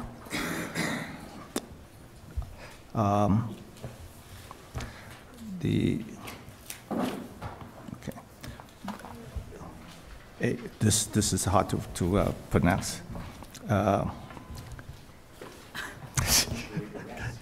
A Churrita's Rest style movie palace interior designed by Thomas Lamb and built in 1928, including the ticket lobby, original ticket booth, grand foyer, ceilings and fixtures, and interiors components of these areas. Application is to reauthorize certificate appropriateness 06-1202 for the construction of a new building to enclose the interior landmark and to disassemble, restore offsite, and reinstall salvage ornamental plasterwork and woodwork and replicas.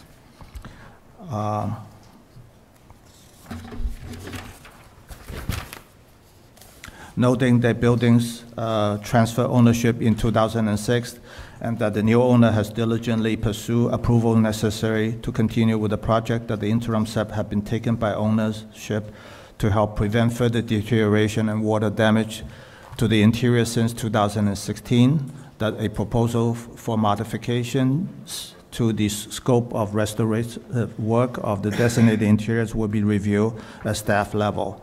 I recommend approval with regard to the new building, finding that the construction of a new building around and over the top of the designated interior will not eliminate or cause damage to any significant protected historic features of the designated interior, that the relationship between the ticket lobby and grand foyer and their location and primary entrance to the building will be retained in the design of the new building, that the proposed work will include the construction of a new mechanical systems and roofing, thereby aiding in the long-term protection of this interior landmark, that because of the exterior of the proposed mixed-use building will not be visible from the designated interior except through the lobby doors, it will have minimal impact upon the designated interior.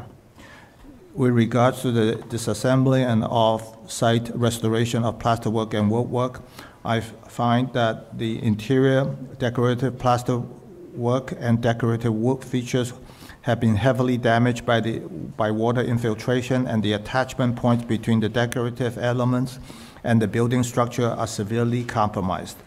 Therefore, the severely deteriorated conditions warrant the dismantling of the historic fabric to remediate to the underlying conditions, that the restoring the plasterwork in place is no longer feasible due to the elevated moisture levels of the plaster, corroded attachment points, and mold growth, and concerns for the safety of the workers given recent ceiling collapses. That the plaster work and wood elements will be cut and dismantled in discrete areas. We'll have detailed molds made and other documentation as necessary to ensure that any lost elements can be accurately replicated, and will be photographed, labeled, and carefully packaged for off-site restoration. That the plasterwork and wood elements will be removed in a dry and secure location, and the applicant will provide monthly reports on the status of the restoration work and condition of the elements that are off-site until the project is completed. That off-site restoration is necessary in order to avoid the damage to plasterwork that could be caused by vibrations generated from demolition and constructing the new building, to allow restorers to have full and continuous access to plaster pieces and to properly dehumidify the pieces, mitigate for lead paint, and remove mold hazards in a controlled environment.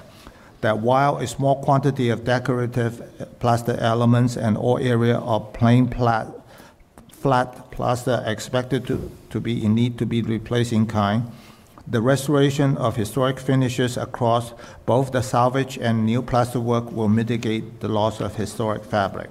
That the major structural elements that define the interior space, including floor slabs, wall, and stairs, will be retained, helping to ensure the plaster will accurately fit back into the finished space.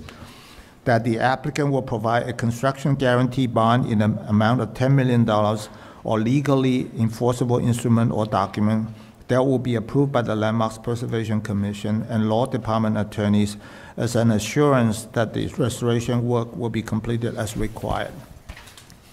That the removal, off-site restoration, and reinstallation of decorative plasterwork and wood elements will substantially improve the structural integrity of the reconstructed interior and support its long-term preservation.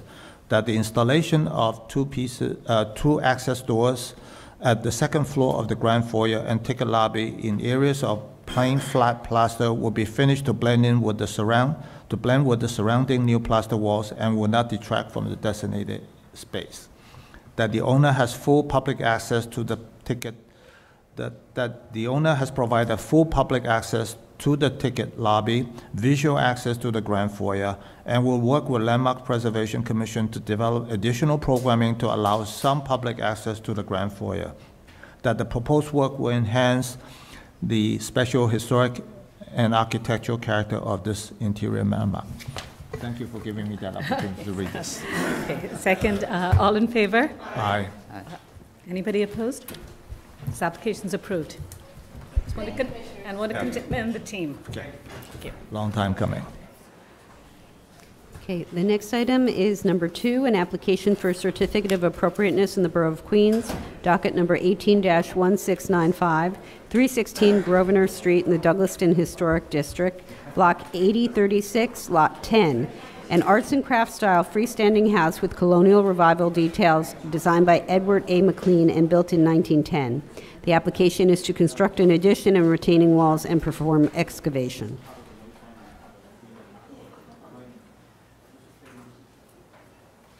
Good morning, Commissioners. Abby Hurlbut, Preservation Staff.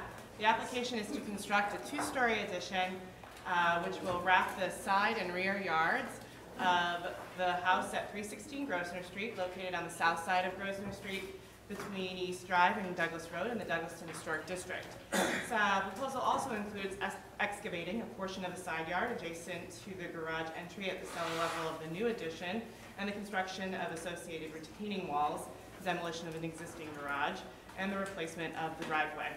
The work also includes the installation of a masonry veneer at the base of the existing building and porch. The architect is here to discuss the details of the proposal.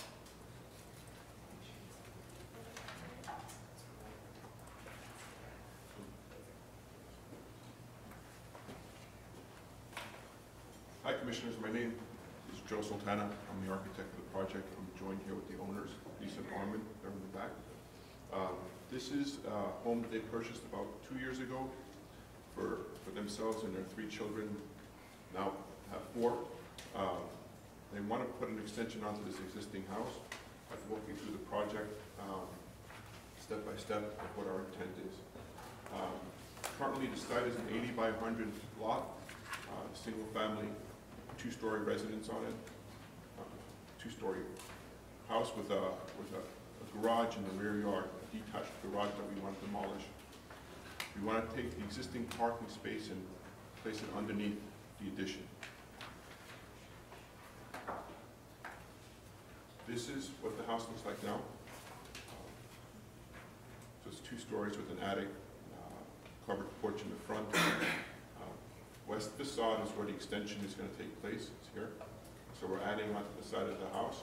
We want to keep the front porch intact. Therefore, the extension is going to start right about here and extend back. So we don't interfere with any of the detailing on the existing porch. At the rear of the house, this 1-story sort of mudroom addition is on piles. It's on a very, very shallow concrete footing. This portion is going to take it off the back of the house. The east facade is going to remain intact. We're not doing any work to this side. Okay, so the front addition is going to stay intact, just the way we have it on the proposed elevation. We're adding to the side and into the rear yard. We're going to try to keep the same proportions of the front facade.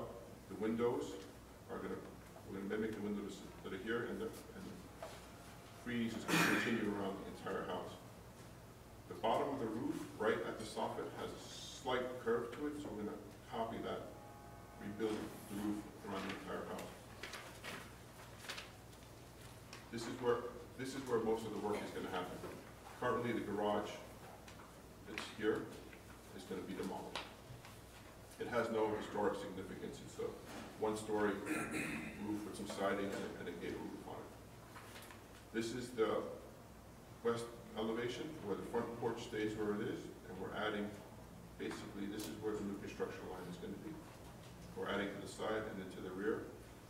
We are going to excavate into the side yard 4 feet to access the new garage underneath the addition.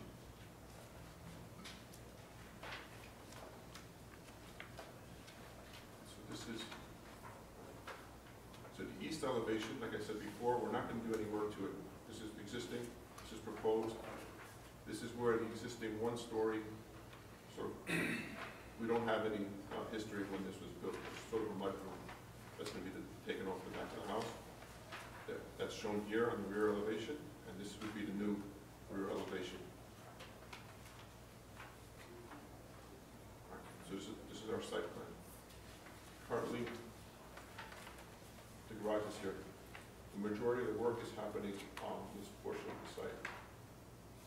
The new addition is going to be 21 feet wide. There's still a 20-foot side yard, and we're building 31 feet away from the rear yard. The extension is going to be 6 feet on this side, and it's going to wrap around the entire side of the house. The driveway will start where the current driveway is now, and instead of going into the backyard, there's a sort of a height, an elevation difference between here, from front yard to rear yard, about 4 feet, and then from east to west, it's about 6 feet. So the driveway isn't going to be much of a, it's just 8% slope, it's not going to be that steep. The cars that come to the driveway turn right into the garage. So these are some houses in the neighborhood that have a drive-in garage. They're all facing forward. What we're trying to do is we're going to try to face the garages into the side yard, so there wouldn't be such an impact of seeing the big garage door. And that's why we need to go. That's why we need to go so far into the side yard so the cars can swing into the garage. So basically, these houses have retaining walls. They're just concrete retaining walls, parts with some stucco. We're planning on doing a concrete retaining wall with putting fieldstone from Winchester stone, just to decorate the base of the house. There really isn't much there right now. It's just there's a lattice. I don't know if you really can see the lattice. It's behind the brush here, but the lattice is all deteriorated. So we want to come up with a like a ledger stone or something, a field stone that would wrap the base of the house all the way around the house and into the driveway. So it'll come into here.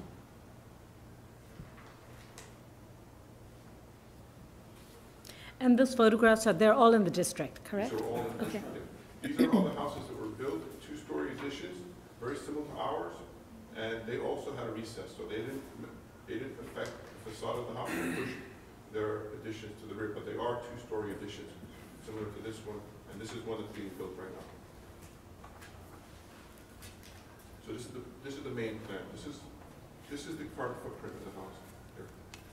We're adding on a 20-foot addition in order for a car to fit inside the garage, and then 16 feet into a sunken driveway, and there's still another 5 feet to the property line for landscaping that would go along there.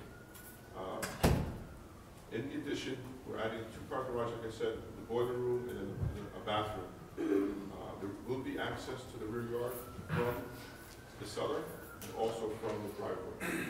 Because of the elevation difference, we have to have a staircase that'll go up to the backyard. On this side of the yard, you can just walk straight and there's no steps. The elevation difference will be managed with landscaping. This is the existing first floor. This would be proposed. This is the proposed first floor. So we're taking this existing bearing wall, removing the bearing wall, and extending over study and then bathroom. How much is the setback from the face of the original building? 5 feet. And then we're going back 6 feet into the rear yard. This is the proposed second floor addition, where there was 4 bedrooms before. We're replacing it with 4 bedrooms.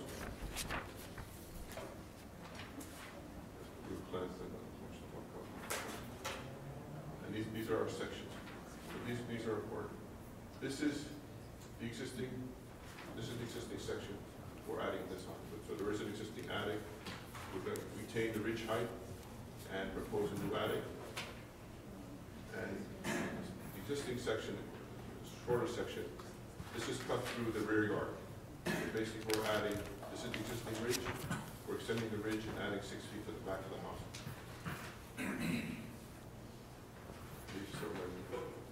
So this is the existing house. We're proposing and using the same materials on the extension, and then adding the ledger stone on the base and into the driveway. So this would be the new driveway. It's all landscape. We're going to try to put the same ledger stone onto the chimney, so it matches top and bottom. We're not really doing any work. The facade, we're cleaning it up and restoring it. And that's the rendering into the driveway. Okay, are there questions? Yes, Michael. Is it real stone or fake stone? It's going to be a ledger stone. It's 2 inches of... made out of concrete or made out of rock? No, real stone. Okay. It's a real ledger stone. And is there any program happening in the attic? No, storage. We have a staircase that does go up there. There's a current staircase right now. Uh-huh. So we're just going to use that for storage. And is the thing that creates the size of the addition the garage? Is that what sets the dimension? Yes. Okay, thank you. Commissioners, with Abby? regards to the garage, there wasn't a real clear picture of the garage, so I'm just going to send around a photo from the site visit. Okay. Okay, yes, Diana?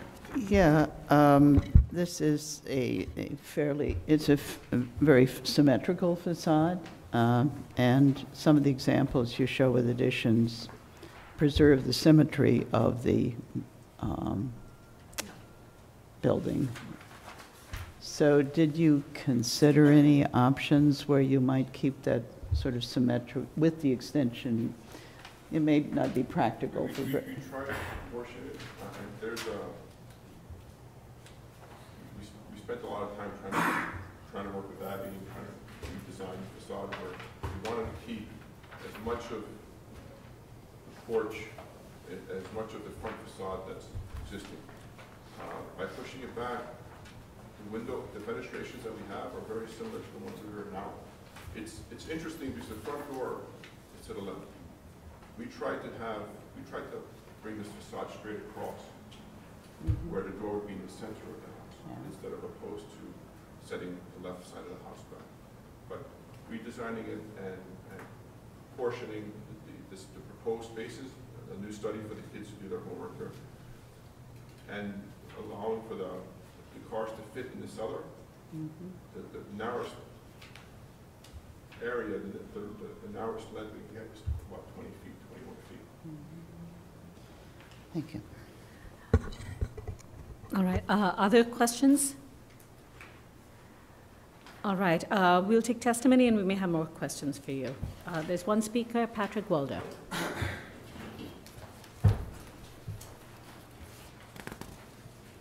Patrick Waldo, Historic Districts Council. The Historic Districts Council finds the proposed addition to be inappropriate. This arts and crafts style house has a simple vernacular layout which appears to have remained unchanged for over a century. The sheer bulk of this addition destroys the character of this historic house. A small setback addition to expand the size of the bedroom and family room might be appropriate, but that is not what is being proposed here. This application seeks to nearly double the size of the house and would disrupt the house's symmetrical massing, central dormer, and 2 lovely bays. Additionally, freestanding garages are a signature feature of the neighborhood, whereas underground, in-house parking garages, while they do appear in the district, diminish the role of the house in its landscape, which is also a defining characteristic of the district. We've seen excellent examples of sensitive additions to houses in Douglaston. This is not one of them. Thank you. Are there any more speakers on this item? All right, Community Board 11. Let me see.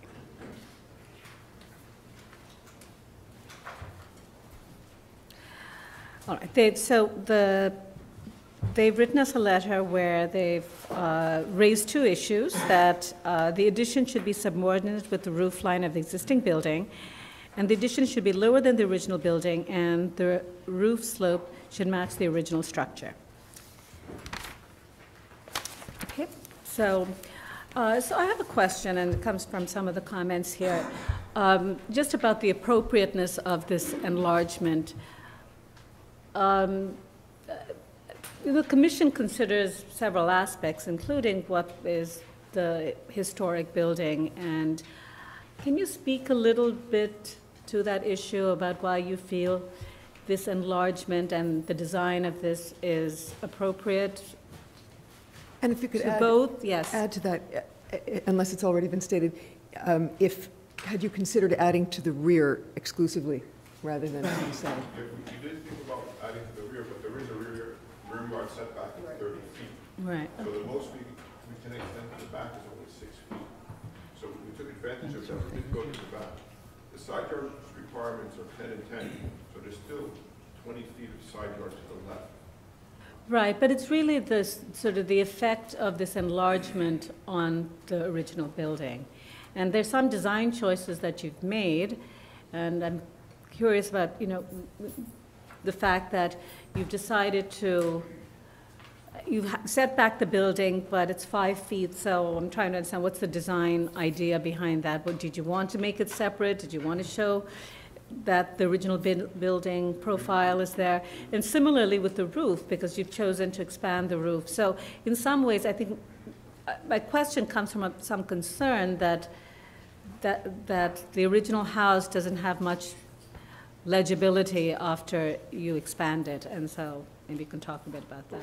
And I think one other thing is just because there's very little information in the package about other homes and enlargements and the streetscape, and so the size of the home vis-a-vis the district is also a little bit unclear. So maybe you could speak to that as well.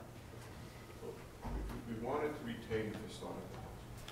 If we would build the extension in alignment with the existing house, believe me, I'm not even suggesting that. I'm just wondering whether you've gone enough to really preserve the legibility of the home. We tried different options. We tried lowering the roof, but the problem you have is since this is a gable roof, tying the 2 roofs in together, I wouldn't know what the elevation would be if I was going to make a shorter roof. There are dormers on the existing house. There's one here and there's another. And there's ones on the side. So we're going to add additional dormers. But by lowering it, by trying to add everything together, I think this is the best solution we can come up with. We set it back. We set the ridge at the same height. The side yards are still adequate. The house is only 40 feet wide and 80-foot long. So as compared to other houses in the district, it's not that big of a house. It's a nice sized lot. It's not an oversized lot. It's 80 by 100. They have 3 children. They have another one. So the rear yard is very, very important. The garage is back there right now. It's a hazard. There's really no use to have a garage in the backyard with a huge driveway. It just takes up too much space for the kids to use. So that's why we decided to put the garage underneath the house. We wanted to put the garage on the side. We really don't want to take away from the beauty of the existing house by having the garage door facing the street. So that's why we designed having the garage doors on the side. There's a lot of thought put into this addition. All right, other questions? Any other questions? Okay. All right, thank you. So if there are no other questions, we can close the hearing. All right, comments? Yes, Diana. Yeah, additions and extensions and freestanding garages are, very, really common to this district, and I certainly don't have a problem with the addition, but in this case, the addition does not appear as subservient to the house. It's partly the roof line. And some of the design seems to be driven by the garage, and it's an attic that isn't really necessary, it sounds like. I think we need to see a plan that shows the addition as more subservient. I mean, I would have liked it to be symmetrical, but I don't really know that that's possible within this lot. And, they've got constraints. They can't go back too far. So I would welcome some thoughts from other commissioners who might have some ideas about how some changes could be made to make it appear, to let the house present more fully. All right, other comments? Yes. My first thought was, once again, we see a project that would have benefited from flexibility in the zoning code to permit modifications to the zoning code to respond to specific historic district conditions. This is a project where the addition should be in the back, but because of the rear yard requirement, it's forced to the side. So that's one thing, but that's beyond our scope here. I think that the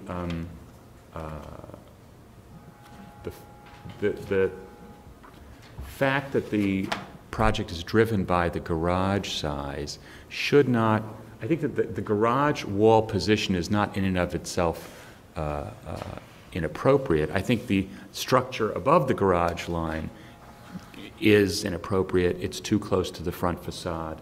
It should be set back more. I also think that the roof line should come down to the top of the first floor, or at least they should explore that, because really it's the volume and bulk and extension of the shingles on the second floor that really throws off this very classic four-square house and renders it to be kind of asymmetrical and very heavy. The setback's really not enough to push the addition into the background. It is officially subservient because the ridges may be, I don't know, a foot or two lower than the original, but it's not in practice enough. And since you've got a third floor attic that's basically just there because they want to continue the frieze line and gutter line across, I think that the possibility exists for some design that eliminated the need for an attic that would suppress the volume significantly, plus pushing it back a little bit, at least above grade. I think that would be something they could explore that would make it more appropriate. I think the addition of the field stone on the original porch should be omitted, but I don't think it's a bad thing for the new space. And I think the applicant should check with DOB and with graphic standards in terms of that driveway. It looks like the pullout will only be doable if you have a Mini Cooper. I think any turnaround yeah, it's not as big as the garage. I mean, so if you've got an SUV, forget about it. You're not getting out. Okay, other comments? Yeah. Yeah, at first I was also wondering how this four-square house could be added onto in a way that accentuated the current axial arrangements. But Michael has said because of the zoning rear yard requirement, it probably can't work that way. So I started looking at this thing thinking maybe it wasn't as bad as I first thought, actually. I think, not that I thought it was that bad either, but I didn't mean to say that. But I think houses of this quality often get added onto, and I think this is actually done fairly sensitively, given the program that you're trying to satisfy, which I'm not commenting on really. I do want to also say I don't think you could possibly get out of that driveway. You'd be backing out, which God help you. I don't know how you get out there. But that's not our problem either, I suppose. But I think the applicant should look again. I think the idea of a roof, a change of the roof slope for the addition might just be the ticket. I think the setback, whatever that is unlike what Michael said, I think it's enough, the setback. But if the roof could have a different slope and allow the original four-square, the roof over the four-square house to predominate, it might actually work without significant change. I am just, unless the stone is real stone and not 2 inches thick, but real stone, I've had a long history of dealing with stone in my own work over the years, and I think it is just, it's the most obvious fake thing that can be put on a building if it's not truly real and deep. And I would suggest eliminating the stone altogether. I think I understood that there's not stone there now, right? Right, it's a trellis arrangement. I mean, if you want masonry there, which I can understand, I think brick would be a safer way to go. But I think the shingles and the clapboard above are easily replicatable in today's technology, but not the stone. Okay, other comments? All right, well, I think I do have a little comment. You know, I think the beauty of this house is really the existing porch in its relation. I mean, I think what gives the existing house such a special quality is the fact that the porch is, you know, just the right amount bigger than the volume of the building. I mean, it's a typical detail, but it's size-wise, it's really grand, the porch is, relative to the existing building. So in order to continue, so I think it continues to read, no matter, despite the fact that you've added to it. But I'm just wondering if you think that if the addition is set back a bit more, then maybe it can read, the porch can really continue to read even more kind of dramatically. Right now, it's got the strange situation there at that interior corner, at that negative corner. Right. And I'm just wondering if it would be helped by setting back. I don't know if others think so, but it seems to me that it might be able to, and especially if seen from that side, from the side of the garage, if the dimension of the addition, if that elevation were to be the same dimension as the porch or the front face of the building, then at least you're reinstating this kind of the original dimensions, which are kind of petite. And right now it's sort of extra long. That is the garage face elevation. I would agree. I think that this house can be expanded and or enlarged, and it can be done in a sensitive manner. And I know that the applicant has talked about the design and working with our staff a lot, but I think it's not there as yet. And I think there are some few moves that can accomplish the goal of perhaps giving more deference to the original home.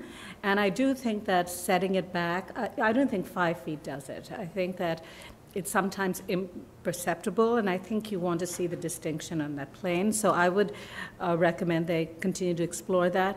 And I also think that the roof line takes away from sort of the original symmetry and axial plan. And I'm looking at some of the examples and that they showed us of enlargements. And in fact, the shift in the roof in those examples brings out the original building and I think the original porch as well. So I think my recommendation would be that they continue to refine this design, and it may require them to have a slightly smaller enlargement than you have right now, but I think I recognize the program needs, but there does seem to be, even with the square footage, some ability to take off from some square footage and actually get a better project. I don't think that the garage is really driving this. It's the garage, even if they kept the garage as is, the plinth is as where it is. It does have an effect on the side view, the side elevation, and I think my feeling is that some of the material that they've used can, I don't know, it feels very stark, and you see the 3 floors, and I would also recommend that they, assuming that this garage actually works. If it doesn't work, then you should come up with another plan. But just maybe there's other ways in terms of the material. I think that whether it's real stone or I don't know, fake stone, I'm not advocating fake stone. I will defer to the architects and our staff on choosing the right material. But it seems like a lot of it is exposed, and I don't know, it makes me feel a little bit uncomfortable about that. But again, I understand that actually it does get driven by the width of the garage too, because that's where the setback is, right? If you set it back further, you won't be able to have your 2-car garage. Right, and also the driveway. But couldn't you take the space behind and you could? Yeah, so some rearranging, but the whole thing can shift. And in fact, that may even allow you to have a more, I don't know, softer slope, in fact, to the back. So I think they should work on the design some more. I think it would be helpful, though, that if you, I think it's good if you show us a streetscape as well and just sort of understand how these homes look and with this enlargement as well. Are there other comments? Yeah. Yes, Jeannie. I agree with everything that you've said, and I do also want to reinforce this point that you and Fred and others have discussed about the stone. I mean, I think one thing that's happening here is that in addition to the scale and the shape and is that just the character of the house has changed in part by the use of materials. So that I think in thinking about that, whether it is a stone or a brick, that you do want to hearken back a little bit to, really what the essence of the home originally was. So even if it's expanded, it still speaks to, the history of the house and the community, because that's oftentimes what is the saddest thing, is that if when expansions happen in a community, all of a sudden the entire feeling and personality of the community changes. Okay, so today we won't take any action, and we'll see your next iteration. Thank you. Next, the next item is number 3, an application for a certificate of appropriateness in the Borough of Brooklyn, docket number 19-09956, 848 President Street in the Park Slope Historic District, Block 1067, Lot 22. A neo-Greek style row house designed by C.F. Burkett and built in 1878. The application is to construct rooftop and rear yard additions.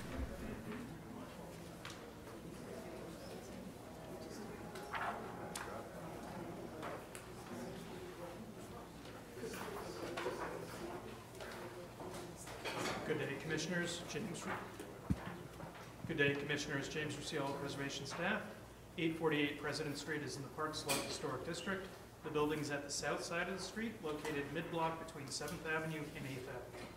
The townhouse is not part of any row, and the rear is set back from its neighbors.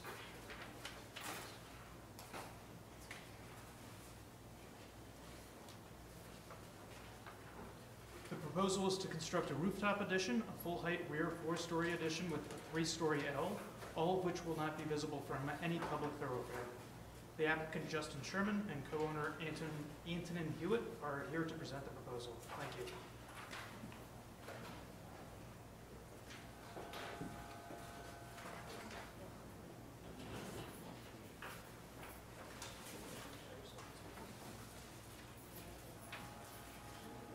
Good morning. Good morning, Commissioners. We are proposing an historic preservation project, taking a neo-Greek style row house designed in 1878 by C.F.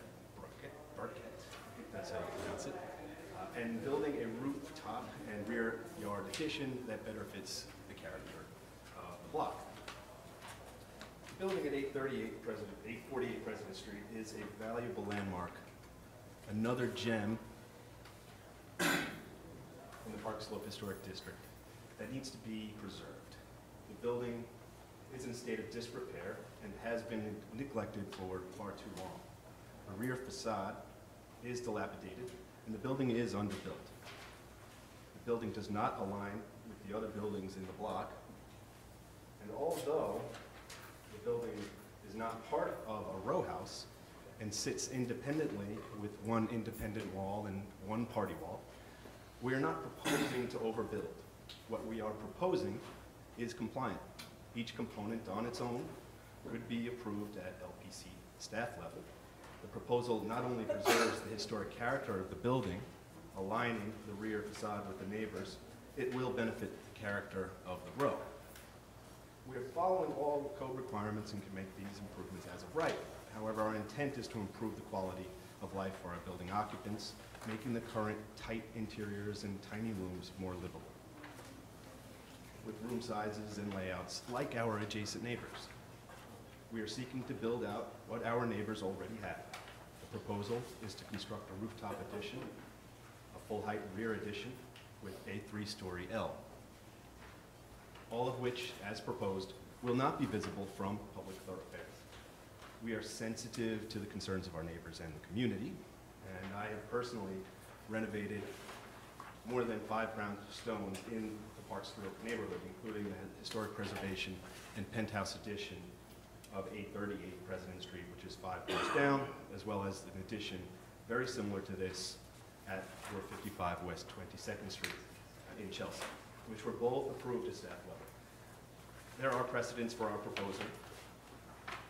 And for those projects, we ensured that we preserve not only the building and the character of the building itself, but the relationship with our neighbors. We have engaged some professionals to help us through this process, and we know what we're doing, essentially. And I've been planning this project for many, many years, since 2005.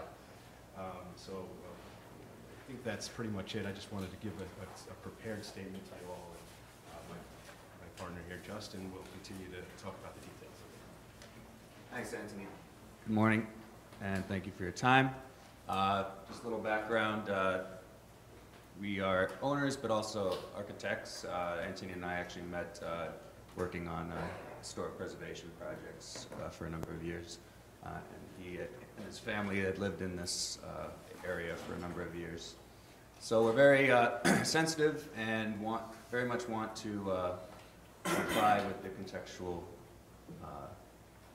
surrounding buildings and the neighborhood context. You can see here from this block plan that we are in fact the shallowest building. Where's the laser? So that's us here, and that black line in the rear shows how we are actually underbuilt and shallower than every single other building on the block. So the rear extension is just not actually in line with the general context of the block. In fact, the rear extension as well, the orange dot represents the three-story extension, which is actually very contextual, and there are several four-story taller additions in the back, so we are very much in context. Here's the visual of that. So our building is right there, and it's you can see that it's significantly shallower than the rest of the buildings. Again, just showing the relationship side to side, number of houses and the bulk context. There are a number of roof additions on the block as well.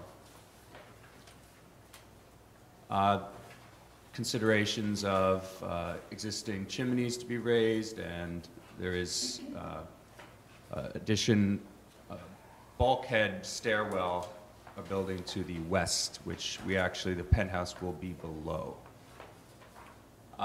Starting with the rear facade rather than the street facade, just because that's most of the significance, we are proposing to maintain the character, and actually we will be restoring aspects that were previously removed. This window, for example, was blocked up at some point, and we would be restoring the three-row windows. We're proposing to maintain the existing cornice work. It's nothing too extravagant, but we will maintain that and bring that out with the extension. A view from the street. There is no work being done on the facade as far as changes, but we would love to restore it to its original beauty.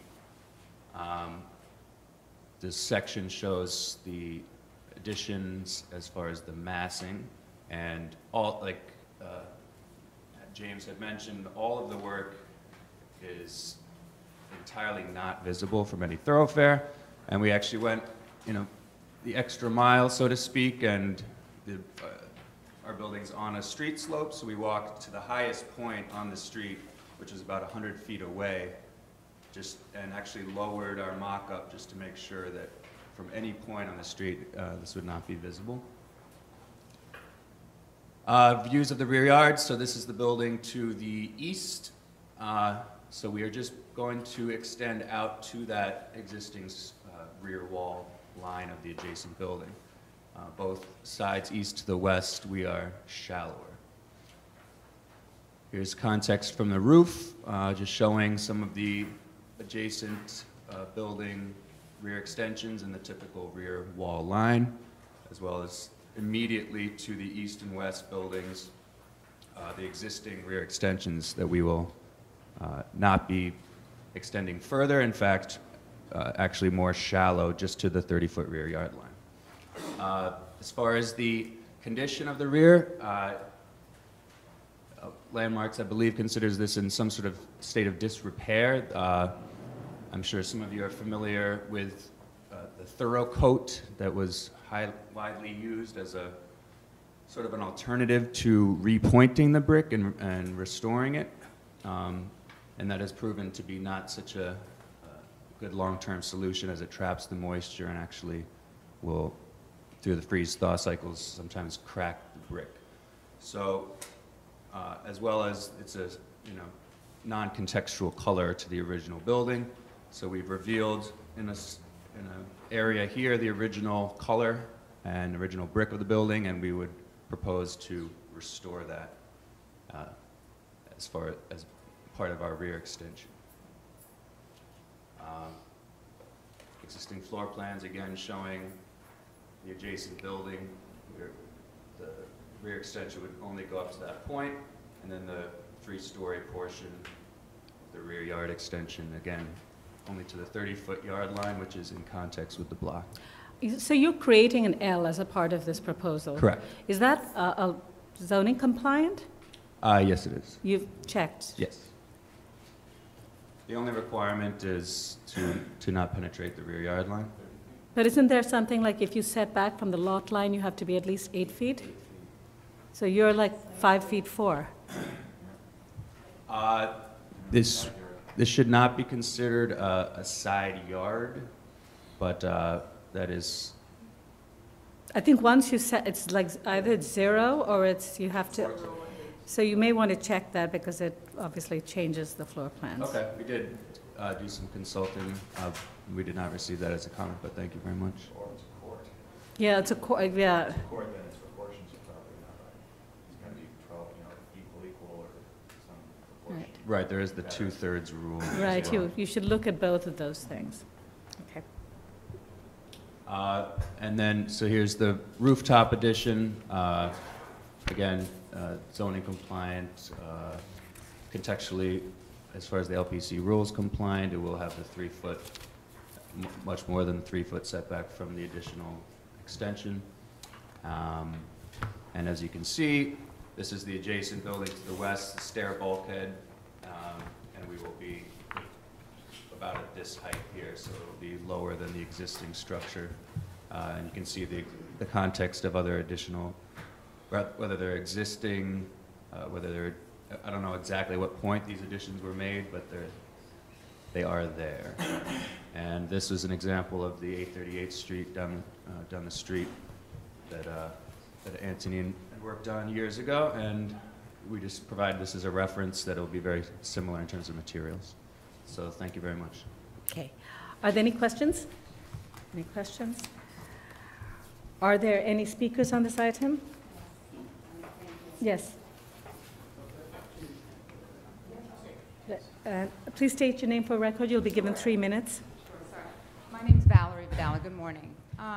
My husband and I and our 2 daughters are owners and residents of the ground floor and basement of 846, which shares a party wall with 848 President Street.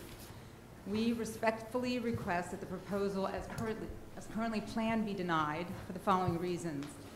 We feel the scope is too excessive to ensure architectural, historical, and cultural integrity of the adjacent buildings, and it'll destroy the backyard culture of the landmark district. What you're not seeing there is that the backyards are split in half, and this building will obliterate all of the light that we have in our backyard. We were informed verbally by one of the investors after the community board hearing of the plans, but the blueprints weren't shown to us, and we asked for them, or at least our neighbor asked for them. We're told that they weren't ready yet, and we were only able to look at the blueprints on the NYC Gov website on Friday. That's when, I mean, we were agreeable. I'm a neighbor. I understand renovations are realities, but I thought it was going to be a 3-floor, it was pointing to another one that was not a 5-floor addition. I didn't realize they're going to be adding an 8.5 feet deep basement, which will compromise foundations. They're very much risk compromising foundations of existing buildings. Again, the 5-story extension and then 3 stories beyond that in the back will set a precedent. And all of these new developers are coming in and wanting to do this. I think that the precedent is really important. We're in a landmarked block for a reason. We are trying to keep the Brooklyn culture. We are trying to keep this backyard culture. Once we allow people to essentially build half another brownstone in front of a brownstone in open space, we've got ourselves a problem. So, we know that there was the building that one of the investors actually worked on that on this block that was gutted, but that was an exception. It was a fire. It was a boarded up building for years. Very much an exception. It shouldn't be considered a precedent. So we ask that it be denied and the scope reduced. I do understand, like even the 5 feet, make it flush with our building, not beyond our building. Or the 5 blocks, I should say.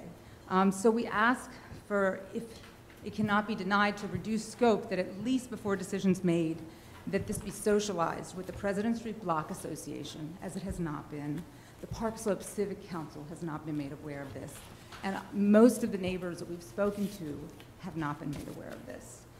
So I would respectfully request you consider either denying and asking them to make the scope a little less, or give us a little bit of time to socialize it and also to get some assurances that we will be protected in terms of property damage and compensation for any kind of likely damages insured by their insurance, things along these lines. We really have not had a lot of time to give it thought. Thank you. Thank you. Are there any more speakers on this item? All right.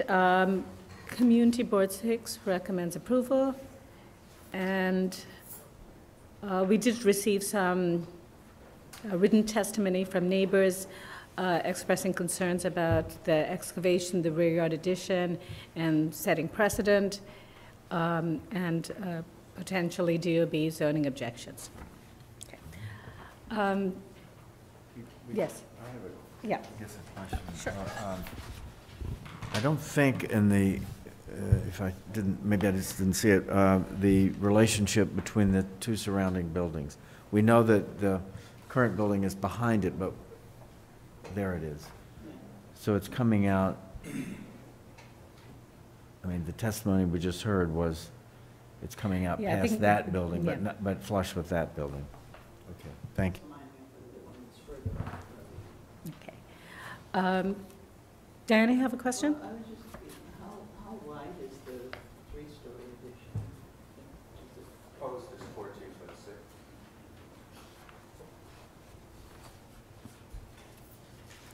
All right. Any other questions?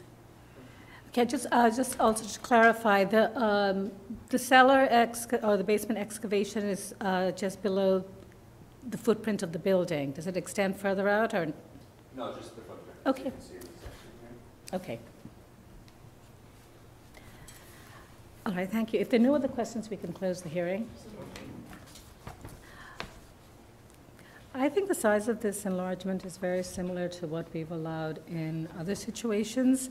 And, one of the comments was about the protection of the historic rear yard, as well as the fact that it's a historic district. But I think that the commission has allowed for rear yard additions in the past of certain sizes, and it depends on the context of the block. And I think in this particular case, their rear yard extension,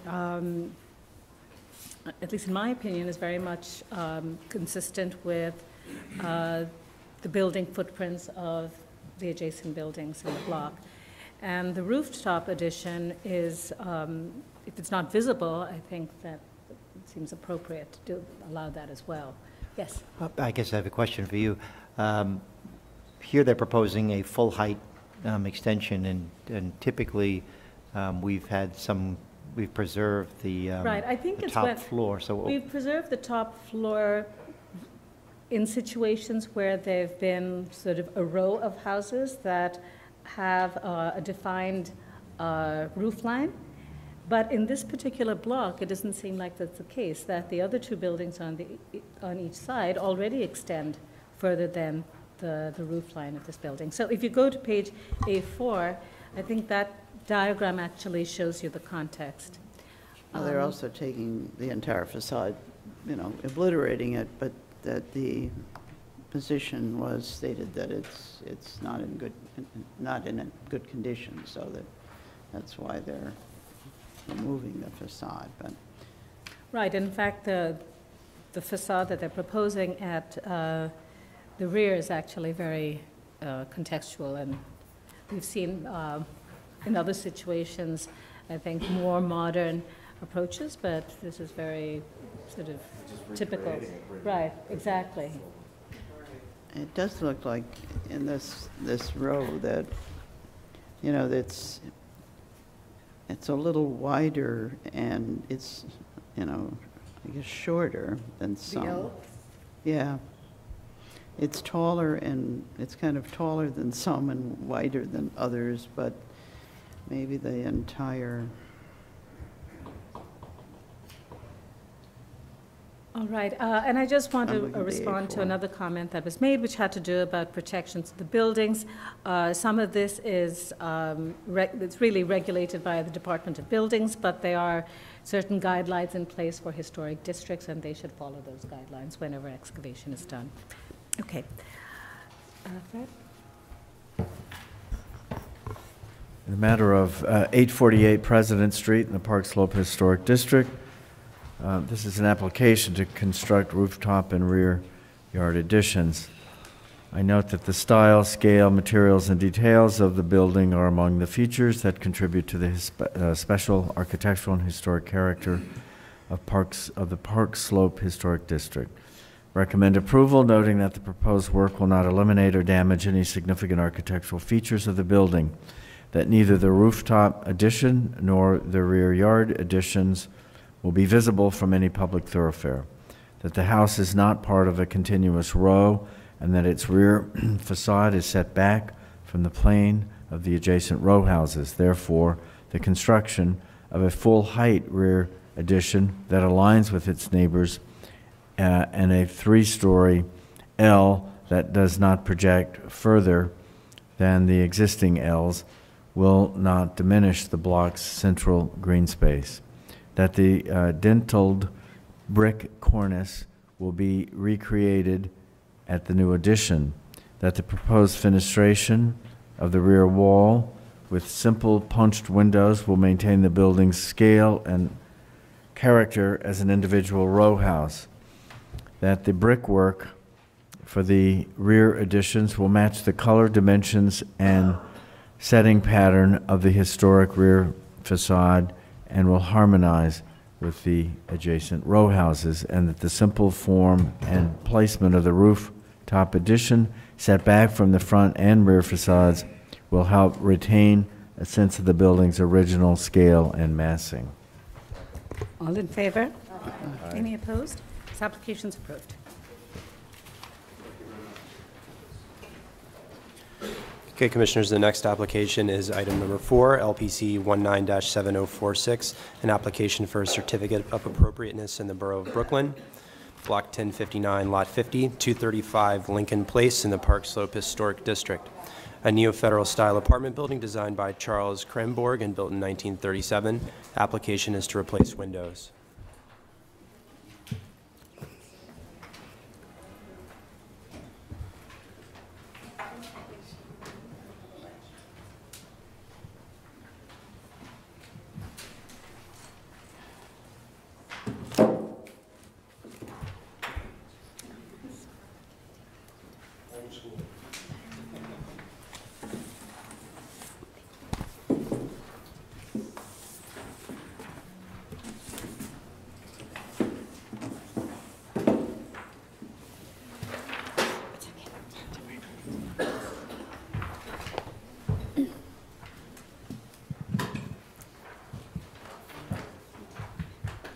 Commissioners, Julianne Wiesner-Kienese, Preservation staff.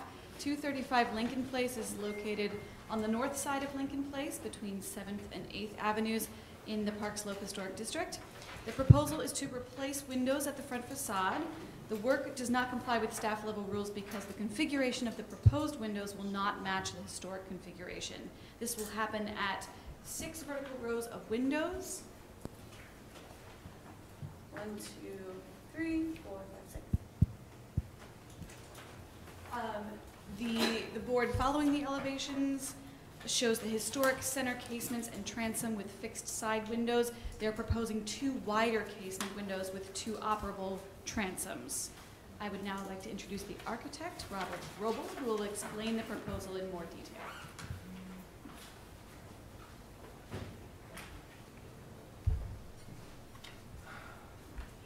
Good afternoon. My name is Robert Roble, and I'm representing the designer of the project. The windows, this is on the front elevation of the property. The windows have come in disrepair and need to be replaced. They currently are steel casement with outswing top windows and single pane glazing. What we propose to do is maintain the configuration, which is a 4/4 with the outswing window. You can see the existing 4/4, maintaining the 4/4, and redoing the outswing to instead of the one existing one to the 2 above the sections of the windows. As I said, the windows currently are steel and single pane glazing. We propose to go with aluminum double pane glazing. The aluminum windows, naturally, you can get your thermal break, which is energy efficient, and naturally with the windows glazing, you can get your insulated glazing for it. If there are any questions. Are there any questions? Are there any speakers? Oh, there's one speaker, Patrick Waldo.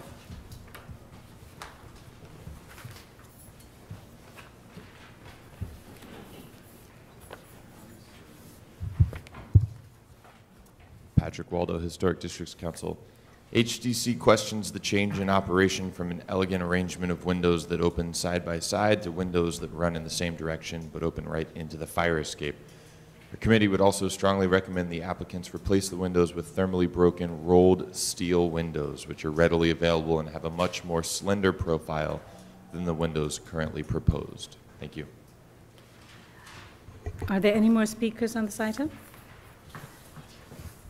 Okay. The Community Board 6 has not, they're not taking any position on this because they don't customarily review the window applications. Do you want to respond? Steel windows in themselves are extremely expensive, and this is an alternative that maintains, the aluminum maintains we're maintaining the look of the window with the aluminum. The aluminum has a much more longer lifespan than a steel window would have. That's the only comment I can give on that. And like I said originally, they're very, very expensive. We looked into them. Okay. Any other questions? What is the difference in the lifespan of the aluminum versus the steel? I'm sorry? What's the difference in the lifespan? The difference in lifespan? Mm-hmm. Well, steel windows, my experience, over maybe 15 years, start to rust out if they're not maintained properly. Aluminum, I have aluminum in my house, and they've been there for 30 years. Okay. Thank you. Any more questions? Did you address the operational aspect of it, as opposed, that they were kind of opening in sequence as opposed to opening to each other? Yeah, that's to maintain, well, by opening them this way, you don't get your egress that is required by code. Okay, you need, I believe it's 24 inches. No, I know, but why are you having yours not open symmetrically like this as opposed to you having them open both hinged left as opposed to one hinge left, one hinge right? Because if you have it here in this, right, what would happen is this would open, this Yeah, would you open. can't trying to get access out, it. so would block there. But you only need one of them to get out, right? Yeah. So you could. But they would have to be 24 inches wide. Okay. So basically, this is not in compliance with the current code as far as egress goes. We're not answering. Well, I hear you, but the old opening was, let's say, 2 bays wide. I can't quite read the dimensions. Out of 4, right? Now you have 2 openings that are 2 bays wide, but that don't create a single opening that's 4 bays wide, because there's a post in the middle, isn't there? No. Oh, the post goes away? Correct. So well, but still, when it's open, you still have a window in your way. The window opening isn't wider than it was, is it? The window opening is wider. Yeah. It's a double. It is one. Okay, all right, sorry. Yeah, it is. You can see here. Right, Right. When those 2 are open, it's the same width, isn't it? Right, but I don't know, it's not that. The windows that we have, that we're proposing, exit in them, basically you can exit directly to the fire escape without having an obstruction of this window. In other words, if you, God forbid, there's a fire and you want to get out, you open this window, I can't get around the window, so therefore this is a better condition. Okay. All right. We can close the hearing. Are there any concerns? I mean, to address, I guess, a valid issue, which is to provide safe egress. In the matter of docket LPC-197046, 235 Lincoln Place, Park Slope Historic District, a neo-federal style apartment building designed by Charles Krainborg and built in 1937. The application is to replace windows. I note that the building style, scale, material, and details are among the features that contribute to the special architectural and historic character of the Park Slope Historic District. I recommend approval, finding that the replacement of the windows is warranted by their deteriorated condition, that the proposed windows will match the historic windows in terms of proportions, operation, details, and finish, that the change in configuration will only be perceptible when the windows are open, that the change in configuration of the windows adjacent to the fire escapes is necessary to meet safety access requirements, that the change in configuration to the windows at the vertical rows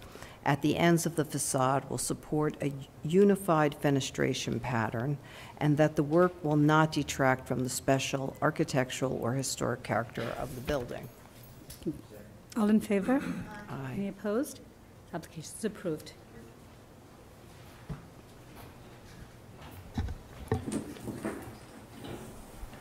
Okay, Commissioners, the next application is item number 5, LPC 19-09684, an application for a certificate of appropriateness in the Borough of Brooklyn, Block 5181, Lot 12, 456 East 18th Street in the Ditmas Park Historic District, a colonial revival-style house designed by Arlington D. Isham and built in 1905. The application is to replace the entrance stairs.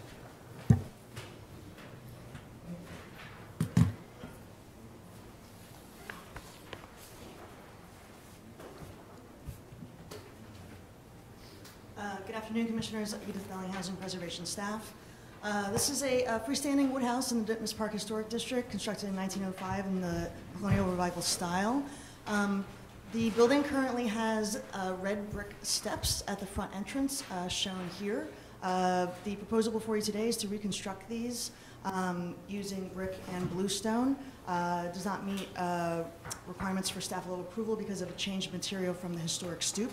You'll note, though, that this is a non-historic stoop. The architect, who's also the owner of the property, is here to present this proposal.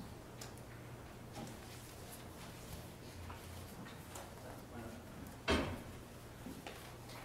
afternoon, Commissioners. My name is Dan Mahler. I am the architect as well as the owner of this house. As you can see from the photograph on the left, our current stoop is rapidly deteriorating and is quite dangerous, and we wish to change it. On the left is the 1940s tax photograph of the house, showing the stoop at that time.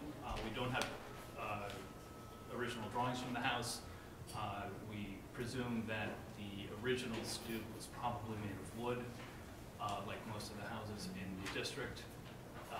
And like most of the houses in the district, it deteriorated quite quickly, and at some point was replaced with what looks to be a concrete stoop on the left.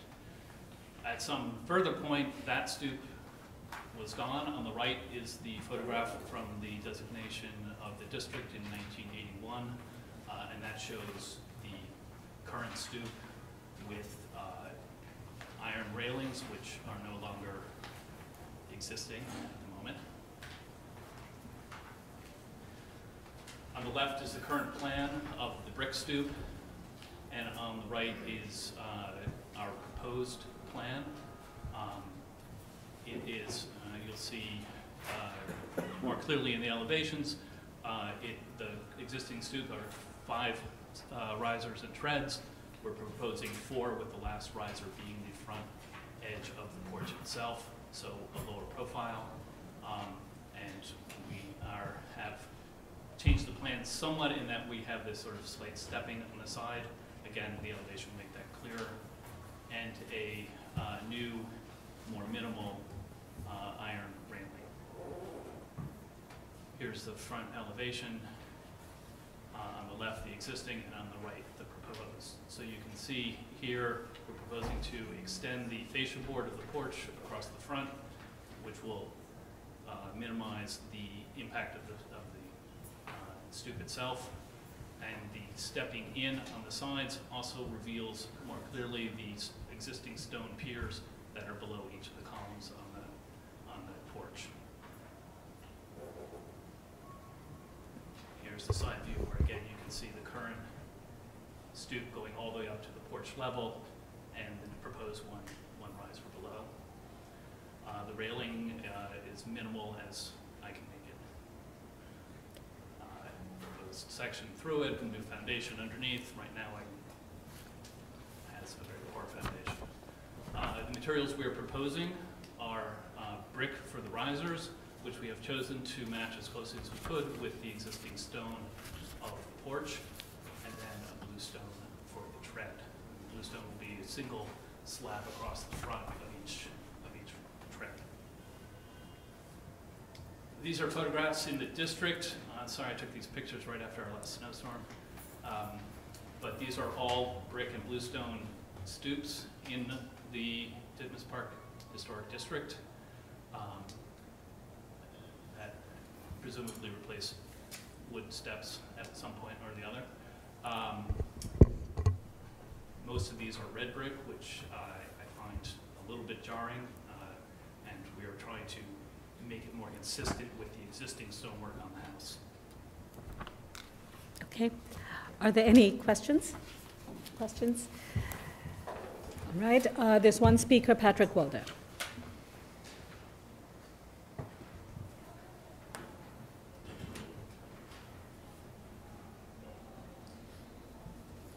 Patrick Waldo, Historic Districts Council. HDC does not support this application.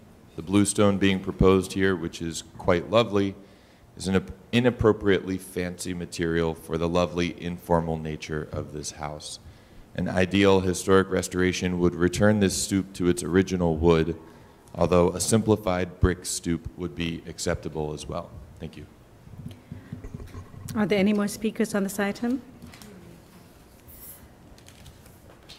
Okay. I don't think we've received anything from the community board.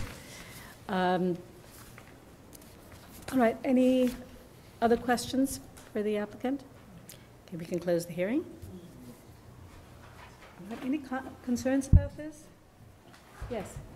No concern.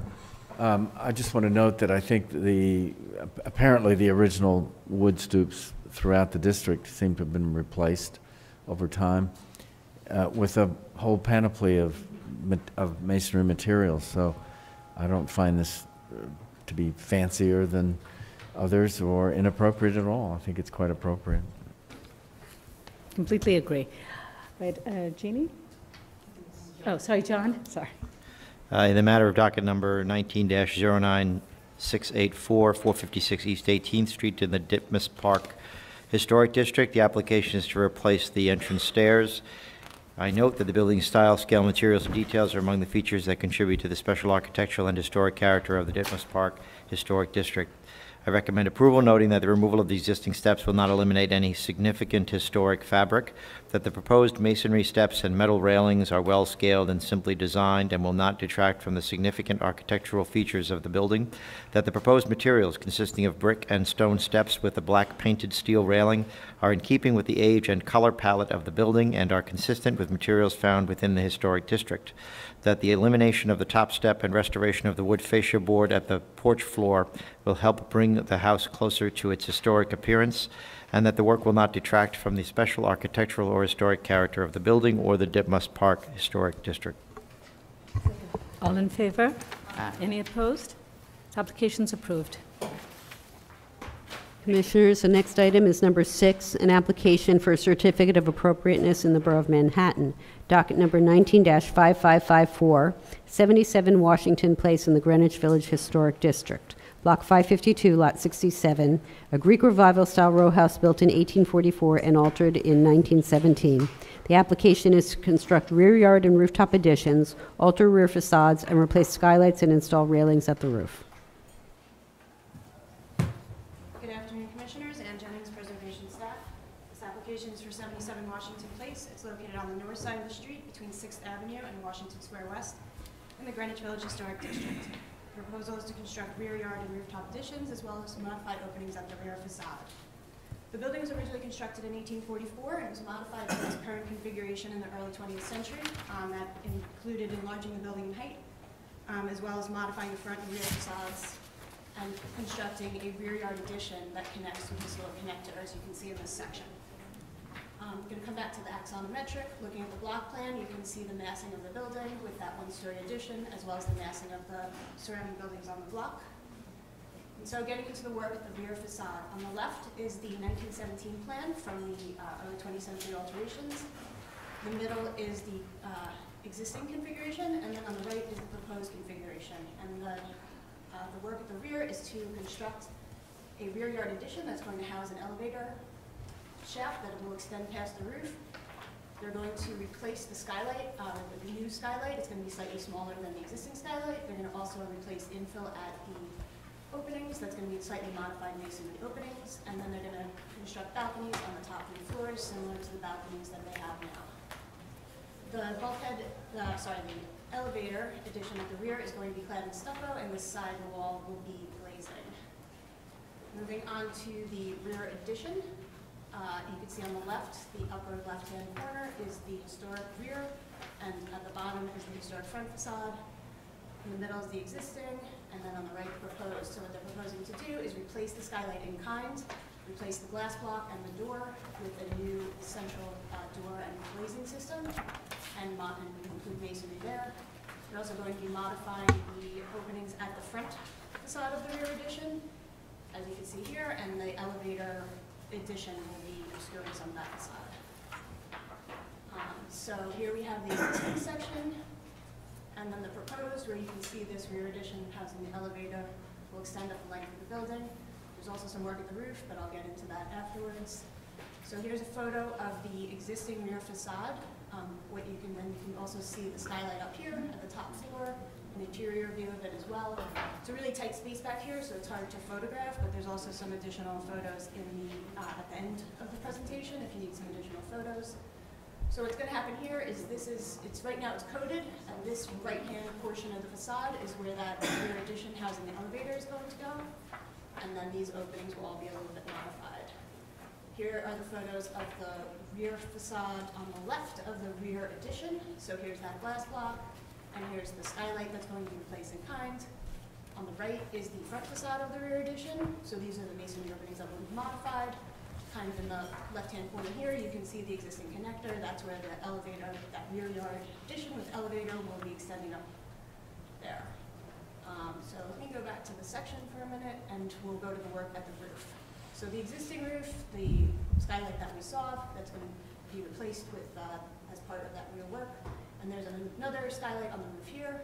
What they're proposing to do is remove that one, construct an elevator, construct a stair bulkhead that will be also stucco clad with mechanical units on top, and then railings on the roof as well. So moving ahead to this, you can see that bulkhead with mechanical units. The other work at the roof is what they have right now is a masonry chimney with flues extending from it. They're going to remove the flues and extend the masonry up so that it will basically match the same height as the flues, but it will be masonry. So here is the existing front elevation. So you can see here's the stair bulkhead with the mechanical units on it, the rear elevator bulkhead behind that. This is actually the skylight that should be existing as well, so there's no change there, and then the extended brickwork at the chimney. So here are the views of the mock-up. So you can see you're going to be able to see the bulkhead a little bit. The mechanical units are far back enough that you won't see them. You would have seen them a little bit through the flues, but with the extended brickwork, you really won't catch a view of them. And then a view a little bit farther back from the park. And these pretty much represent the maximum views that you will see of the rooftop work. You won't see any of the work at the rear. You won't see the elevator addition that goes up. And then that's it. So the applicant's here if you have any questions. Okay, are there any questions? All right. Thank you, Anne. There's one speaker, Patrick Waldo.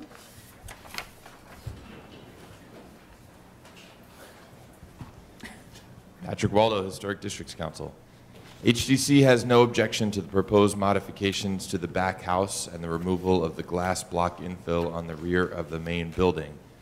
We would, however, ask that the rooftop mechanicals for the HVAC units be made less visible if possible, and that the upper portion of the rear facade, which is not being covered by the elevator, be retained and restored.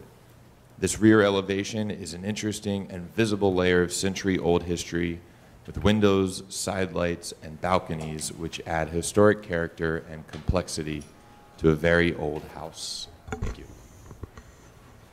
Are there any more speakers on this item? All right, Community Board 2 recommends approval of the stair bulkhead, elevator shafts, skylight, and changes in fenestration, the rear, the immediate facade and rear studio facade, and the denial of the brick chimney extension. All right, do we have any questions? Hey, can you show us where the visibility of the HVAC unit is that testimony was objecting to? Because I didn't think I saw it. No, there is none. Yeah, I don't think there is any. It's Is that little, there's, They're behind here. The one furthest forward is in fact behind here. So what's the white? Yeah, what's the The little white? This is actually the front face of the stair bulkhead, Okay. and then that's the corner of the stair bulkhead Got as it it. heads back. So the mechanical equipment is in fact not visible from anywhere on the public, and anywhere anyone can see it unless you're on the roof. And just the idea of sort of covering the existing flue in brick, is that a code issue or is it an aesthetic issue? No, it's primarily an aesthetic issue. I think that because the roof is going to be an amenity, the owners felt that it would be a benefit to eliminate a little bit of the rooftop clutter that was clearly not part of the building in 1840, and also probably not part of the 1917 edition either. Sort of a subsequent, I don't know what the right word is, modern we'll call it, addition to conform to city codes about heights of flues above construction. Okay. Oh, I'm sorry. I'm Anthony Cohn from Okay. Plan Architecture. Okay, very good. Are there any other questions? We can close the hearing. All right, comments? Any comments? And I think the visibility that we see is limited, and it also is sort of obscured partly because of the building at the back, which is much taller and has a side elevation that creates the backdrop, so it's not seen against the sky. I know the community board didn't like the chimney, but and it's not absolutely required that they have to do it, but does the commission have any concerns about? Okay. Yeah, I like the original. Any pick? All right. Adi? Sure. In the matter of LPC 195554 at 77 Washington Place, Greenwich Village Historic District, a Greek Revival-style townhouse built in 1844 and altered in 1917. The applications to construct rear yard and rooftop additions, alter rear facades, and replace skylights and install railings at the roof. I note that the building's style, scale, materials, and details are among the features that contribute to the special architectural and historic character of the Greenwich Village Historic District, and I recommend approval, finding that the rear facade of the main building, front and rear facades of the rear building, and the roofs of both buildings are simply designed, and except for the skylights, the existing early 20th century alterations to these portions of the buildings are not reflective of the significant architectural and historic development of the building or historic district. That although the presence of the existing skylights at the roof serve as visual reference to the presence and role of artist studios as part of the history and development of the building and historic district, the existing individual simply designed skylights are not significant as individual features. Therefore, the replacement of two of the skylights with new skylights, which preserve their function, and the removal of the third skylight will not detract from the buildings. That the proposed replacement skylights will closely replicate the historic skylights in terms of materials, slope, profiles, and details. That the facades of the buildings to be altered are not unified with neighboring buildings in terms of design. Therefore, the work will not diminish a historic row. That although the proposed addition will exceed the existing buildings in height, it will not obscure the full width of their facades and will be small in footprint in relation to the buildings, thereby helping to retain a sense of the building's original scale and massing, while also distinguishing the proposed addition as a modern and subordinate presence. That the proposed addition will be built adjacent to the sidewall of a taller neighboring building and largely on the footprint of the existing one-story connector to be replaced with a replacement of only a small paved portion of the existing courtyard. Therefore, the addition will not overwhelm surrounding properties or detract from a central green space. That the proposed masonry openings at the rear facade of the main building and both facades of rear building will not eliminate any decorative masonry or other extant significant architectural features and will be consistent with the residential scale which is typical of the houses of this age and style. That the presence of the balconies will be consistent with conditions at the rear facade of the main building, which have been present since the early 20th century and will be well integrated into the design for the facade. That the alterations to the facades and construction of the addition at the courtyard will not be visible from a public thoroughfare, and that the chimney, railing, and stair bulkhead will be typical in placement, simply designed, finished to blend with their context, and small in scale in relation to the surrounding secondary facades when seen from public thoroughfares, thereby helping them remain a discrete presence. All in favor? Aye. Any opposed? This application is approved. Commissioners, we're going to skip to item number 8, which is an application for a certificate of appropriateness in the Borough of Manhattan, docket number 19-10257, 420 Lexington Avenue, the Gray Bar Building, an individual landmark, Block 1280, Lot 7501, an Art Deco and Byzantine-style office building designed by Sloan and Robertson and built in 1925 to 27. And the application is to alter the facade and install signage. Good afternoon, Commissioners. Leanne Collick, Preservation Staff. This item is 420 Lexington Avenue, located on the west side of Lexington Avenue between East 42nd and East 45th Streets, and includes access to Grand Central Terminal. The building, known as the Gray Bar Building, is an individual landmark and was designated in 2016. The proposal is to remove a limited amount of the historic stone veneer above the existing storefront. See that? Display window and to install signage. David Sherlin with Lafredo Brooks Architects is here to elaborate and to answer any questions. Thank you.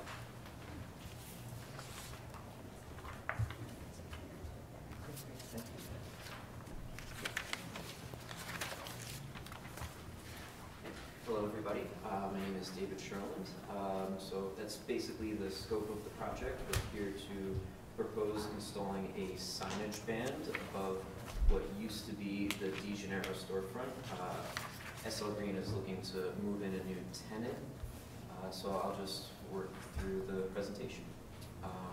This is another photo just showing the context of the scope of the work. Our plan is to match the existing signage band here at the body shop. A little bit further photo context here. What we're trying to do with this is restore some of the symmetry to the front of the building. This is the north portal on the Lexington side.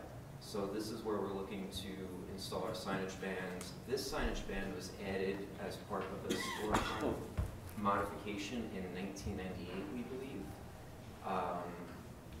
Part of the original design was that this was supposed to be a sort of archway into this portal for retail storefronts. So as part of our proposal to add the signage band, we're just trying to restore the lines of the arch and to restore symmetry to the front of the building.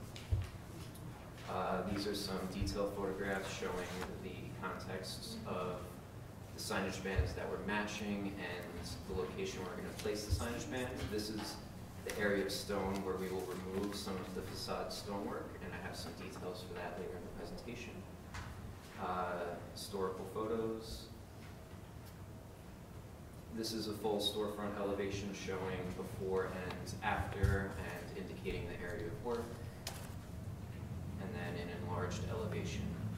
So this application is specifically for the signage band, and then we're laying out to SL Green what they can do as far as replacing the signage. I believe they're doing the lettering as part of a separate application. And then these are some of our details. So we can't see what exactly is behind the stone, but from the sidewalk renovation that was done there previously a couple months ago, I was able to see that it appears there are CMUs approximately 2 inches behind the face of the stone.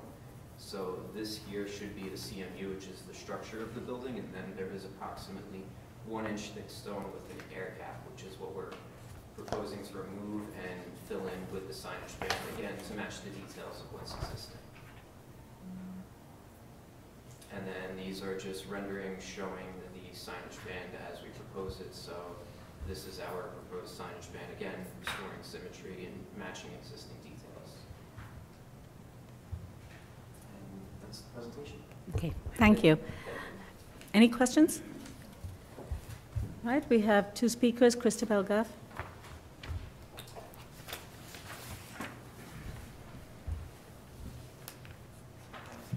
Christabel Goff for the Society for the Architecture of the City. The issue here is that half of the original design and the original materials survive around the entrance. The arrangement was intended to be symmetrical. So, do we preserve the symmetrical arrangement by repeating the removal of the original design and original fabric? Or do we wait to see whether the new signage and window size might be reversed, creating a proper restoration? The project is different from a case where there's a master plan proposed for storefronts. The storefronts are rather similar to the ones in Rockefeller Center, but this is a very different situation. This entrance is the terminal feature of 44th Street. It's an unusual condition in the city. Similarly, you see the New York Public Library at the end of 41st Street. We hope the original masonry will be retained here with a different signage solution. Thank you. The next speaker is Patrick Waldo.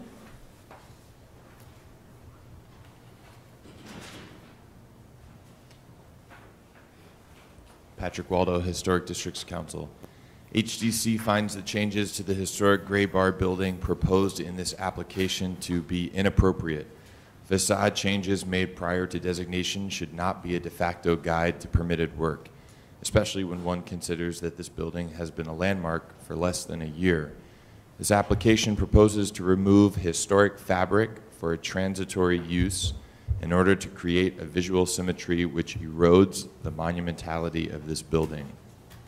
It is important to consider that this building lies at the focal point of an important view corridor on 44th Street westward towards Grand Central. A far less intrusive solution, if a needless symmetry is desired, would be to affix the sign band to the stone such that it could be removed at some later date with far less impact on the historic material. Thank you. Thank you. Are there any more speakers on this item? All right, Community Board 5 recommends approval and encourages the applicant to remove the stonework under the supervision of a conservator. All right, do we have any additional questions for the applicant? Okay, we can close the hearing. Yes. The sign on the other side, the body shop, that predated the landmarking of the building? Yes. We just did this pretty recently. Yes. Yeah. Like 20 years ago, it looks like the first ones, I don't know. I'm sorry, what was that? I didn't hear what you said. I'm sorry, I was saying it looks like from the notes that when the restoration was undertaken in 1998, that might have been the first time that this signage appeared. I guess pursuant to the question, the testimony and some thoughts, is there any reason why the applicant could not install signage in a fashion which we would normally try to use? Joints or something that they could use to create this sense of symmetry without actually removing material? You want to answer that question? Yes. Sure. Yes, Thank you. we didn't close the hearings yet.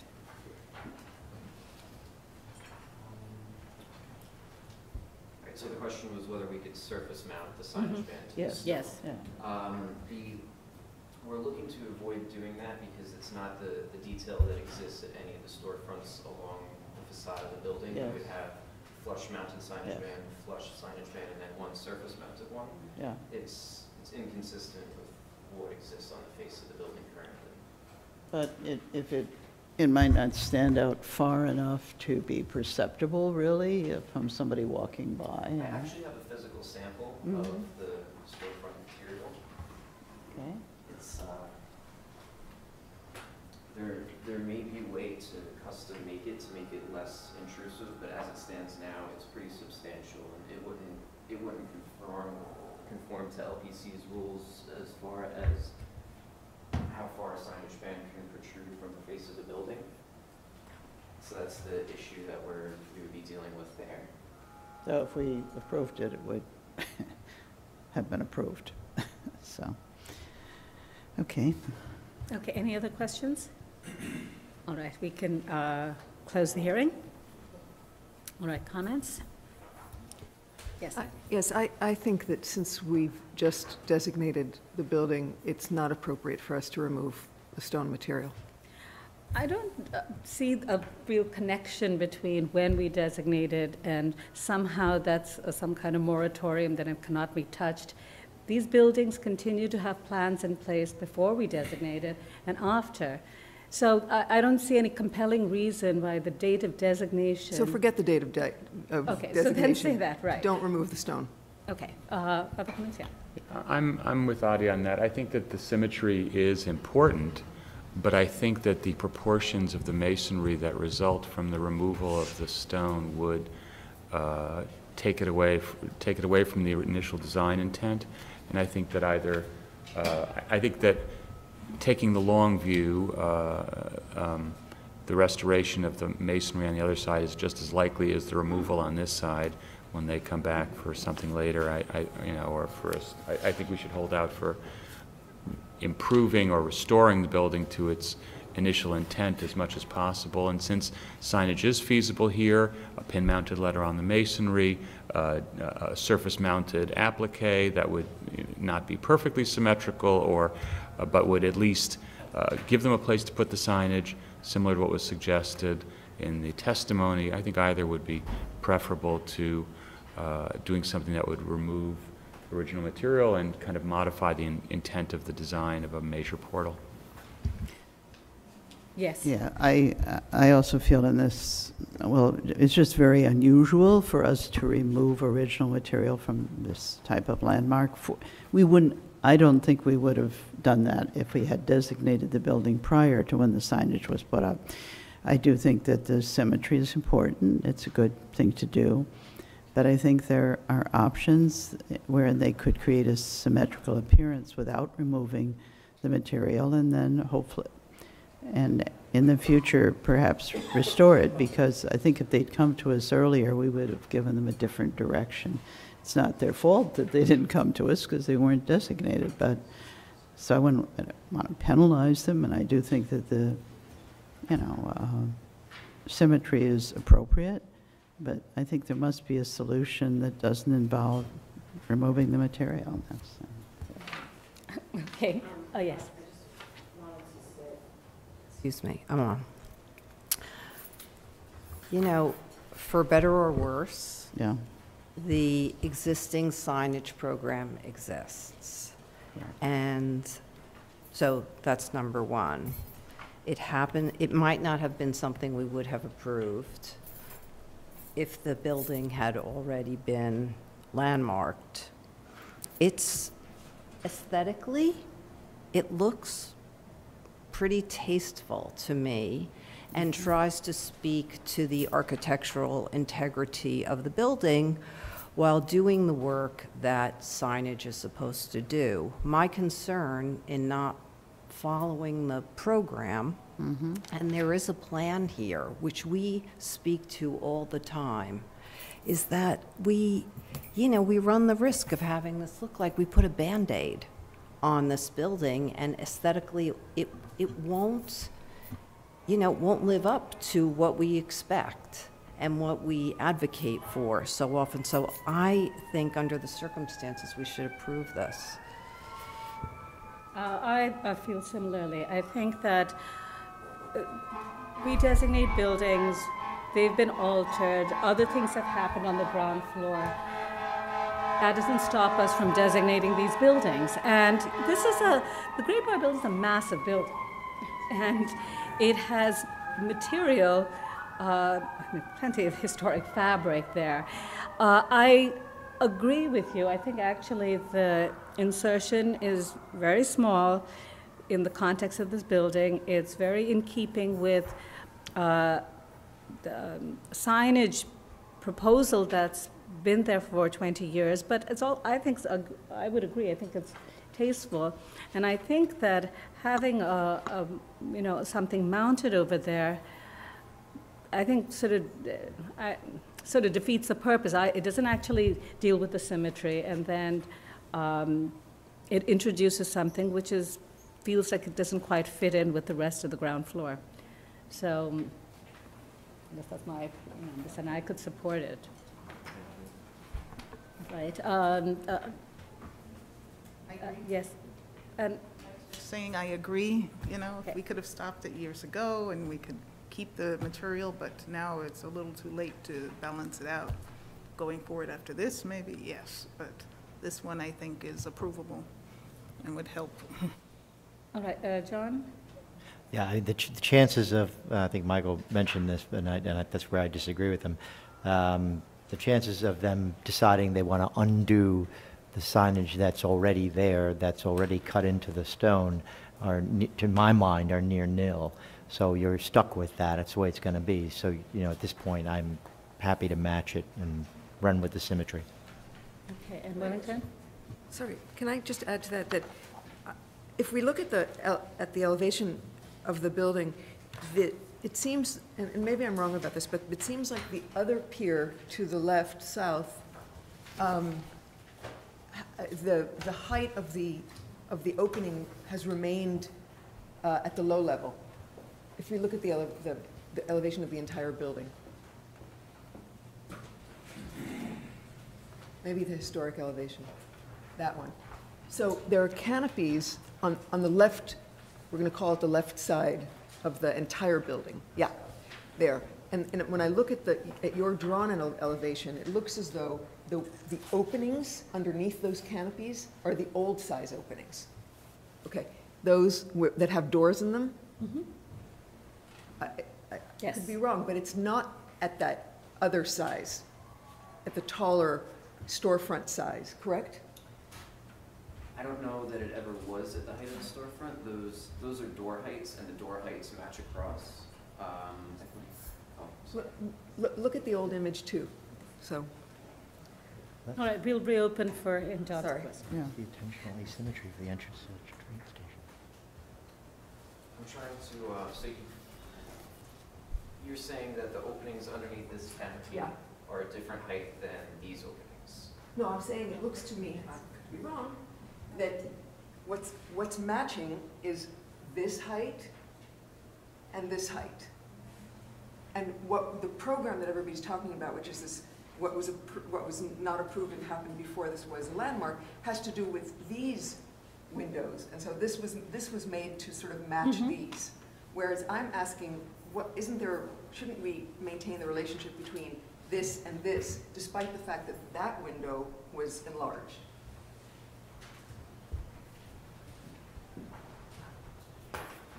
Okay.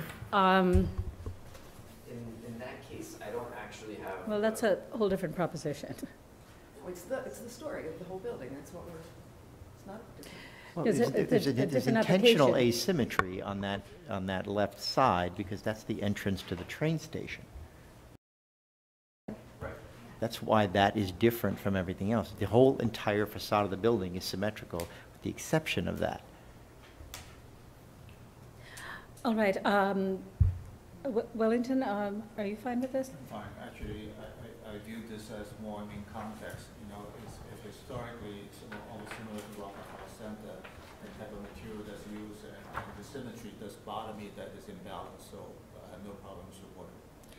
Okay, I think we have enough votes. So Kim, do you want to read that into the record?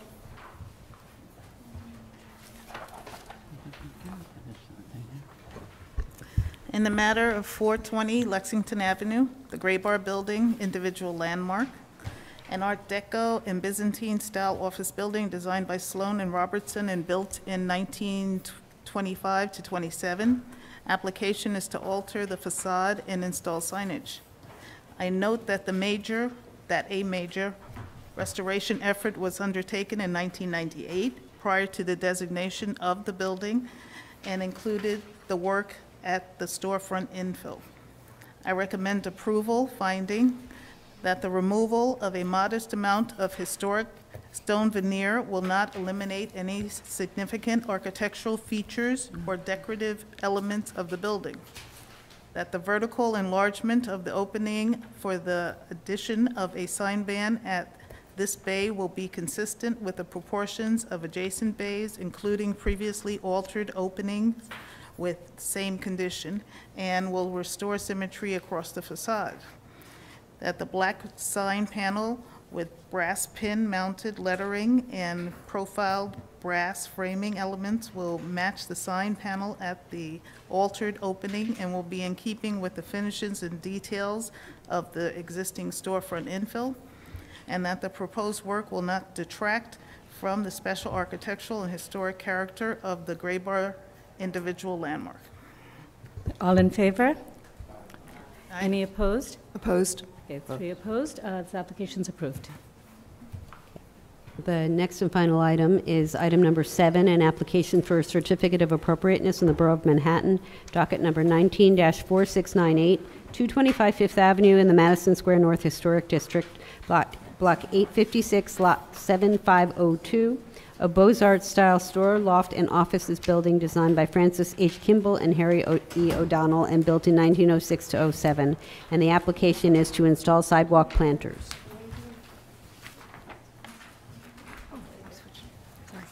Good afternoon, Commissioners. Derek Danderand, Preservation Department staff. This property is located at in the Madison Square North Historic District north of Madison Square Park on the east side of 5th Avenue between East 26th and East 27th Street. The applicant is proposing to install movable sidewalk planter boxes on the 5th Avenue and portions of the East 26th Street sidewalks. The architect is here to present this application. Thank you.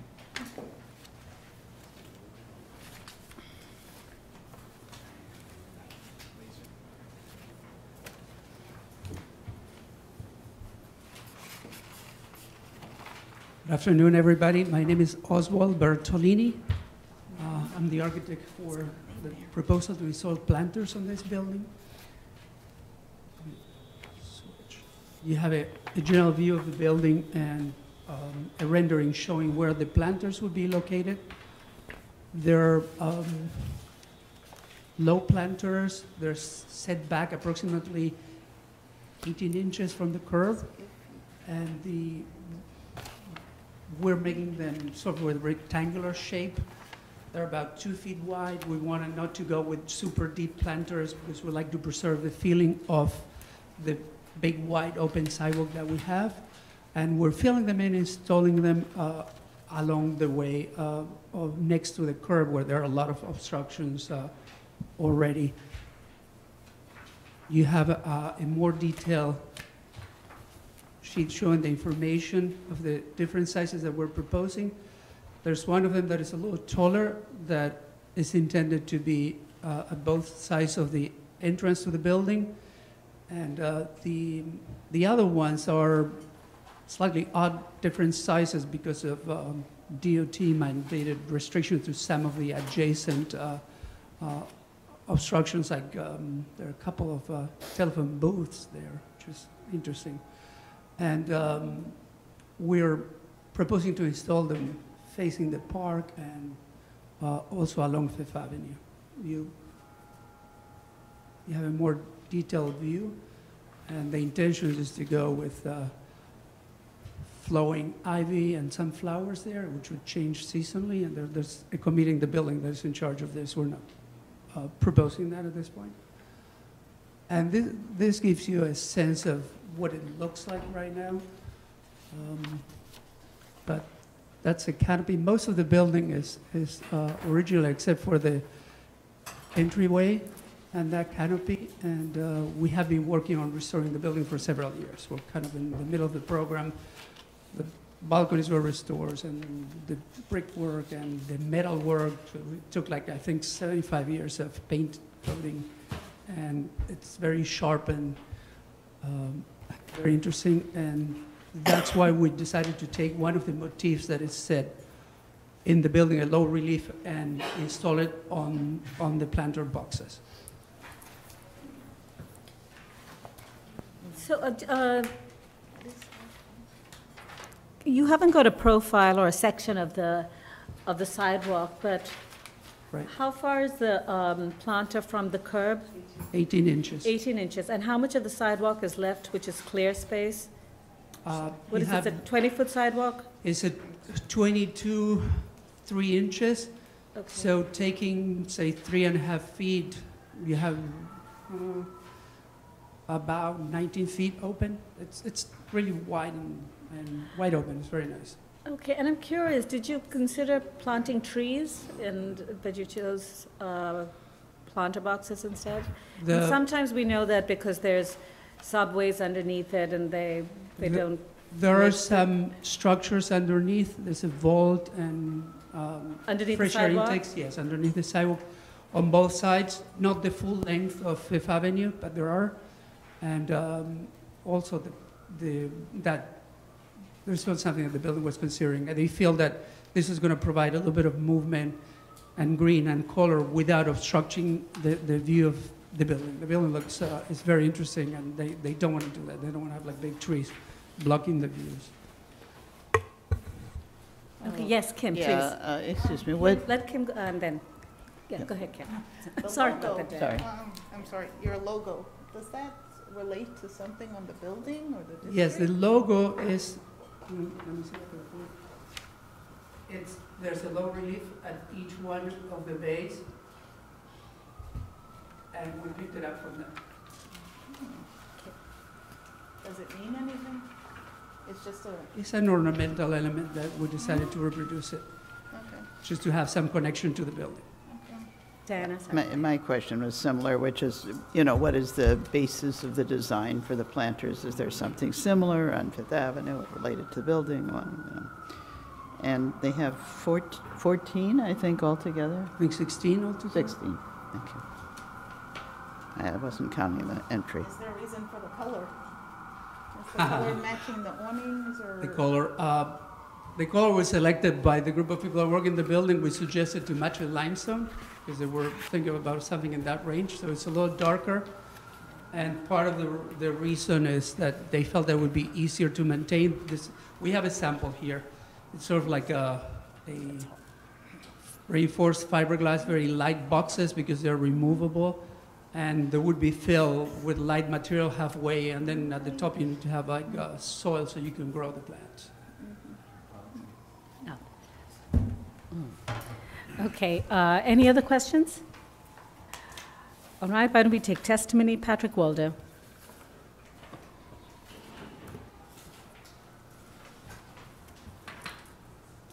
Patrick Waldo, Historic Districts Council. HDC does not support this application. As many New Yorkers will know, pedestrian space on this busy stretch of Fifth Avenue is already a rare commodity. The proposed sidewalk planters add unnecessary clutter to a sidewalk that is crowded enough as is with hot dog carts, phone booths, parking meters, and a mailbox. In effect, the planters create a wall and a barrier in a place where space is at a premium and where pedestrianism and foot traffic should be encouraged, not deterred. Finally, the reasoning behind these large planters eludes us, as there is a magnificent green space, one of the few in Lower Midtown, directly across the street from this building. Thank you. Are there any more speakers on this item? All right, Community Board 5 recommends denial. They say the proposed planters would serve as an obstacle to pedestrians walking the block and an interruption to the visual corridor of Fifth Avenue. Do you want to respond to the comments?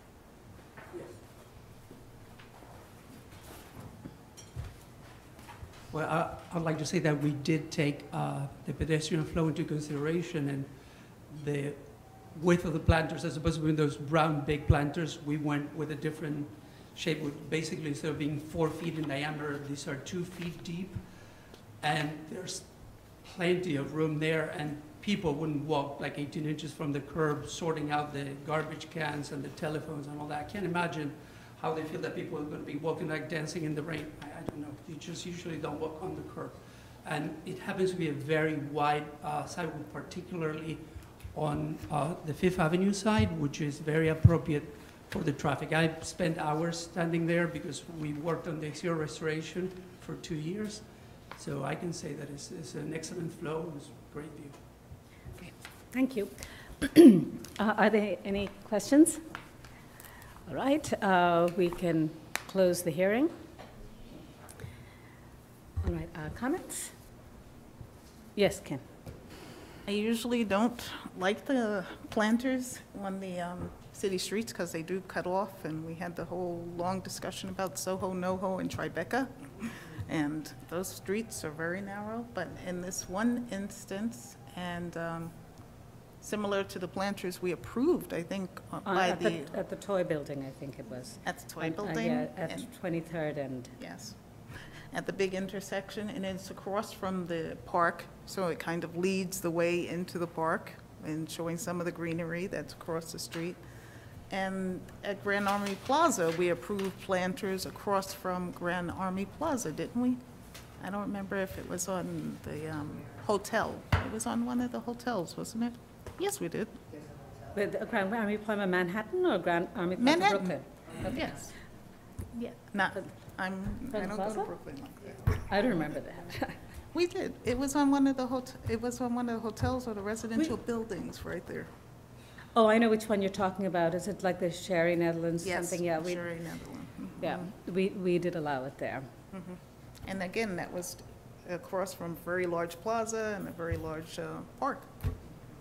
So I think in that case, it's appropriate. Okay, yes. I have an alternative view. I'm really against these, generally, all over. I think there's some sort of a mallification going on here, trying to privatize the public sidewalks, the greatest public, realm in the country, changing the sidewalks from a place for everybody now to a place that is somehow gussied up and fancied up in some way that I think is just objectionable to me personally, maybe not to everybody And I think it's inappropriate in the long history of our streets. I think it's just wrong. And it's out of place, and I find it to be just inappropriate. Oh, but is that related to historic districts, or just a policy in general? He doesn't get to opine on general. Well, just the streets inside and outside of historic districts. Okay. We don't control the outside, we control the inside. Right. Okay, just wondering. Okay, yes. Point of clarification, is this a public design item or is it a strictly LPC item? It's an LPC item, right? We're binding on it. Yeah, there's just one building there. Yes, if it's right, exactly. Public design commission review? I think that'd be the sidewalk itself. Oh, no, that's us too, I guess. No. This is a decision that an action is pulled within, a district or an individual landmarks. So public design commission does not have to review this? Correct. Right, okay, I know you don't like planters anywhere. I mean, it's a very interesting question about what, about the public realm and how it's claimed by different buildings. I think the reality is parts of the public realm are already claimed by buildings. The canopies that go out to the sidewalk, that sort of establishes something. There are, besides canopies, you have sidewalk cafes. That goes into you have balconies. So there are things there are areas where you find perhaps, I don't know, it's like a bleeding of one into the other. I think, Part of buildings, those are all building elements. Yes. Okay, all right. But, so leaving aside sort of the structure of the planter itself and whether it sees a clear connection with the building and you think it's a part of the building, or just planters in general, because you have planters that are provided by bids, for example. So that's an entity that they do the greening of entire areas as a part of street furniture that does other things. They support, I think, they have some environmental effects because plant life absorbs carbon dioxide, all this kind of stuff. Trees probably are better because they not only address sort of environmental concerns regarding green gas emissions, but also address issues of water runoff. So there are different kinds of things, and there are different advantages to that, and perhaps some benefits and some things which may detract or establish sort of the privatization of the sidewalk. So I don't completely agree with you, Fred, on that issue. I think that, but I think just talking about this particular location and planters, I don't think I have any concerns about having greenery in this particular case. It's a very wide sidewalk. We've allowed planters in front of other buildings, both in residential districts and in commercial districts. This is quite different from Soho, and I don't know we've taken a position on NoHo, but on Soho, because we saw an application recently. I think my concern is really that, and I do agree that with the applicant about the location of the planters, I'm not sure will diminish the pedestrian circulation area because it's at the edge, and there are other street furniture all along the curb as well. I do think that the number of planters and trying to ensure that it doesn't read as a barricade is really important, and I think there is no relationship that I can see as to the number of planters versus something else that's related to the building. It just seems that they've accentuated the entrance and then put it all along Fifth Avenue. And similarly, I'm not really sure what's happening on 26th Street, but I do think that the number of planters is problematic. And I would even suggest that you go for the lower planters. You don't have to have the 3 foot high and establish the entrance. And I would feel that if they reduce the number, I mean, they've got 16 planters. I don't think you need to do that. and have the smaller scale planters, I think it could work, and I would support that. You just brought something else up. What is going on 26th Street? Like, how far, what is the extent of these planters? He's saying 3 Just planters. the first few feet, Just first bay there. First 2 bays. Right? 3 planters. 3 planters. Yeah, Three planters. Right. And the rationale, it goes that far deep or shallow because why?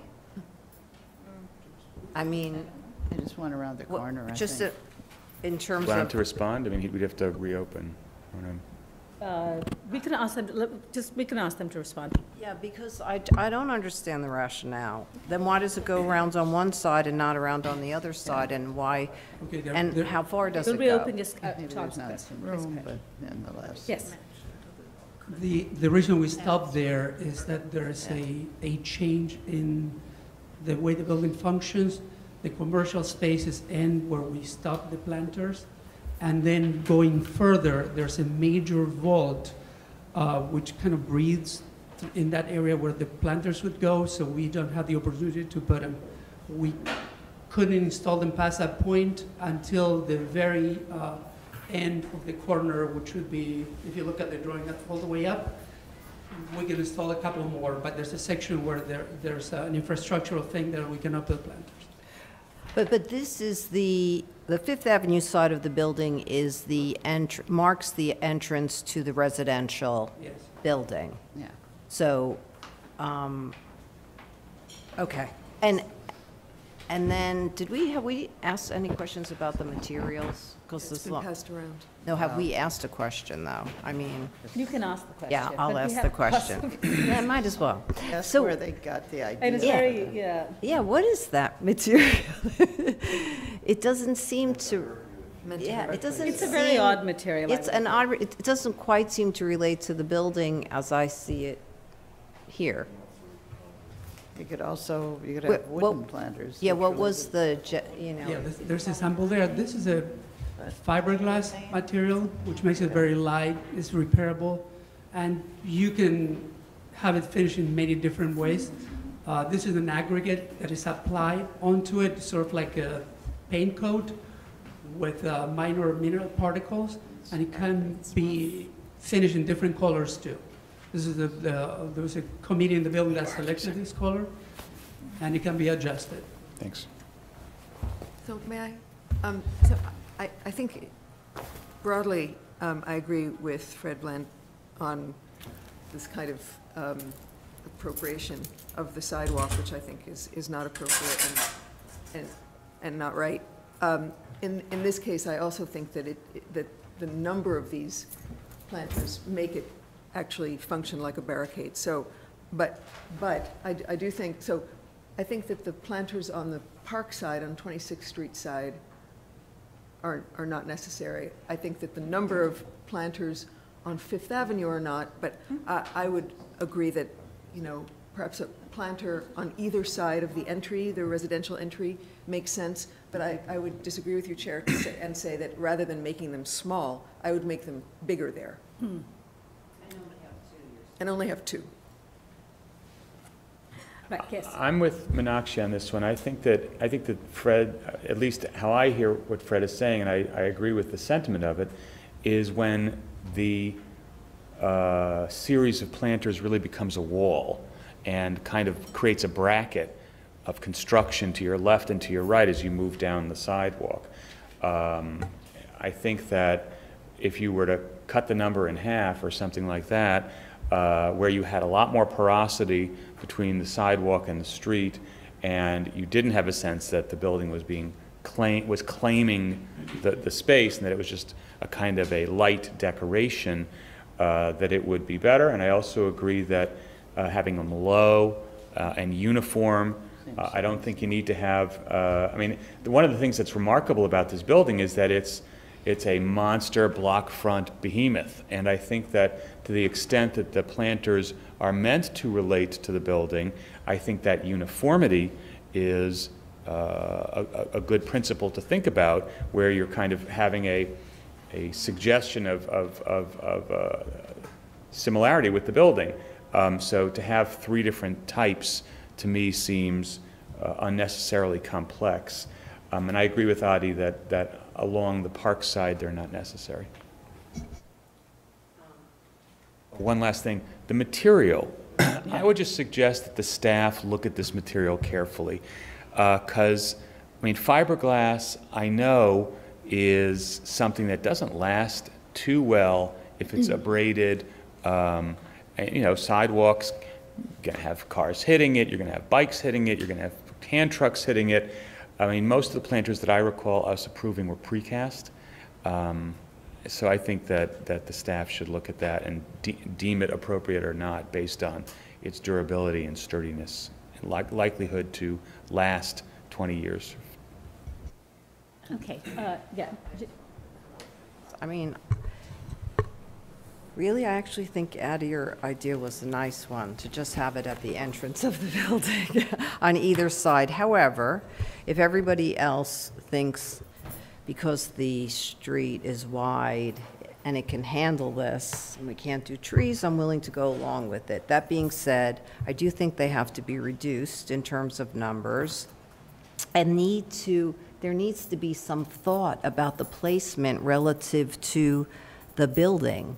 Like, what's going on? Are they across from a column? Are they across from a well? Like, I don't understand this. There needs to you need to at least move at least 4 on the front, on the Fifth Avenue side. I don't see any reason for these to go around the block at all.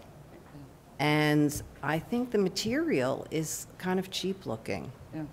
In addition to what Michael raised in terms of its durability, and this is a monumental and quite a handsome building. And I think the material should be restudied so that it really adds to it. Okay, I agree with these comments. I think the planters on 26th Street, I don't think they're necessary. I think that there's something nice about having sort of the greenery, which is kind of rhythmic along the full frontage versus just marking off the entrance, because they feel like it's, you know, it's I don't know, it feels somehow to work along the entire block. But I think the numbers should definitely be reduced, and I think that I would agree with the material as well. And I mean, Corey, we've seen other planters and better materials, haven't we, that work better. Do you want to comment on that? Just in I don't recall seeing one of the previous approvals that used this particular material. They have generally been more of a masonry type or wood or metal, not a thin fiberglass shell as what's being proposed. I think it feels like it's, I don't know, gravel. I don't know, it's a very odd thing, and I think one can find a material that's more simpatico with, you know, the historic building materials and palette. Yes. Yeah, I agree with that, all of that, and I also agree with Adi's comment about trying to have the ones that are placed be placed so that they're sympathetic with some rhythm with the buildings as opposed to sort of just random. Yeah. I mean, I obviously have to work around some of the street furniture, but, you know, I agree with that also. All right, so the question is, can we defer to staff on a material that's appropriate for the planters? Well, I mean, we can either say to them that it has to be, you know, precast is the default on planters. And if we say precast, then it's just a matter of the color. We have done metal ones, but, you know, I don't know. It's a limestone base. People care if it's one or the other. I mean, I think in this, for me, the building's limestone. Yeah, that's what I would think. That I don't color. see why, you know, precast to imitate the limestone would be a bad choice. Yeah, me too. Yeah. That's. I think that sounds good. That's what was in my head looking at the building. That just. What did we use on the toy building? What did we use the toy? I don't remember. It was a precast? Okay. So that's similar, and in fact, that's very close by, even though it's in another district. But, why don't we ask them to work with, so to remove the ones on 26th Street, use the smaller height planters, reduce the number, right now it's like, I think, 15 along on Fifth Avenue. Why don't we just ask them to just reduce it by half? So bad. Can they align them? And then ask them, and we could work with staff, right, I agree, I mean, they're, Yeah. and they could work with staff on Yeah, the they might have to at the placement of entrance, it, you know. that relates to the elevation of the building. Does that make sense? Yes. Okay, great. Michael, do you want to read that?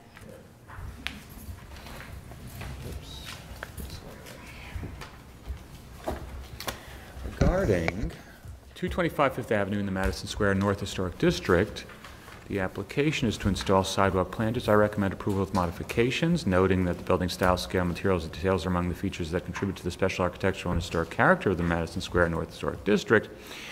I find that the planters will be consistent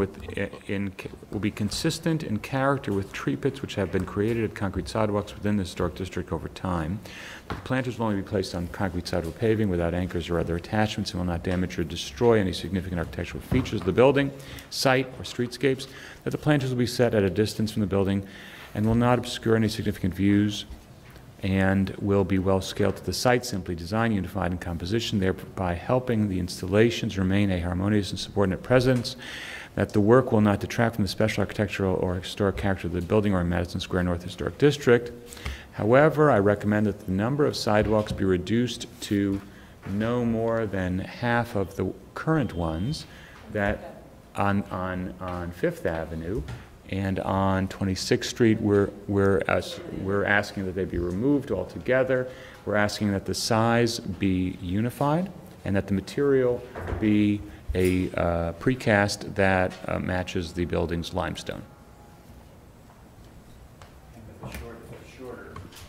And the shortest size. Now we use the type A, or right, which is the shorter of the two. Yeah, yes, perfect. We use the type A planter as designated in the application. Model, so to speak. Okay, good. Second, all in favor? Aye. Any opposed? One opposed. This application's approved.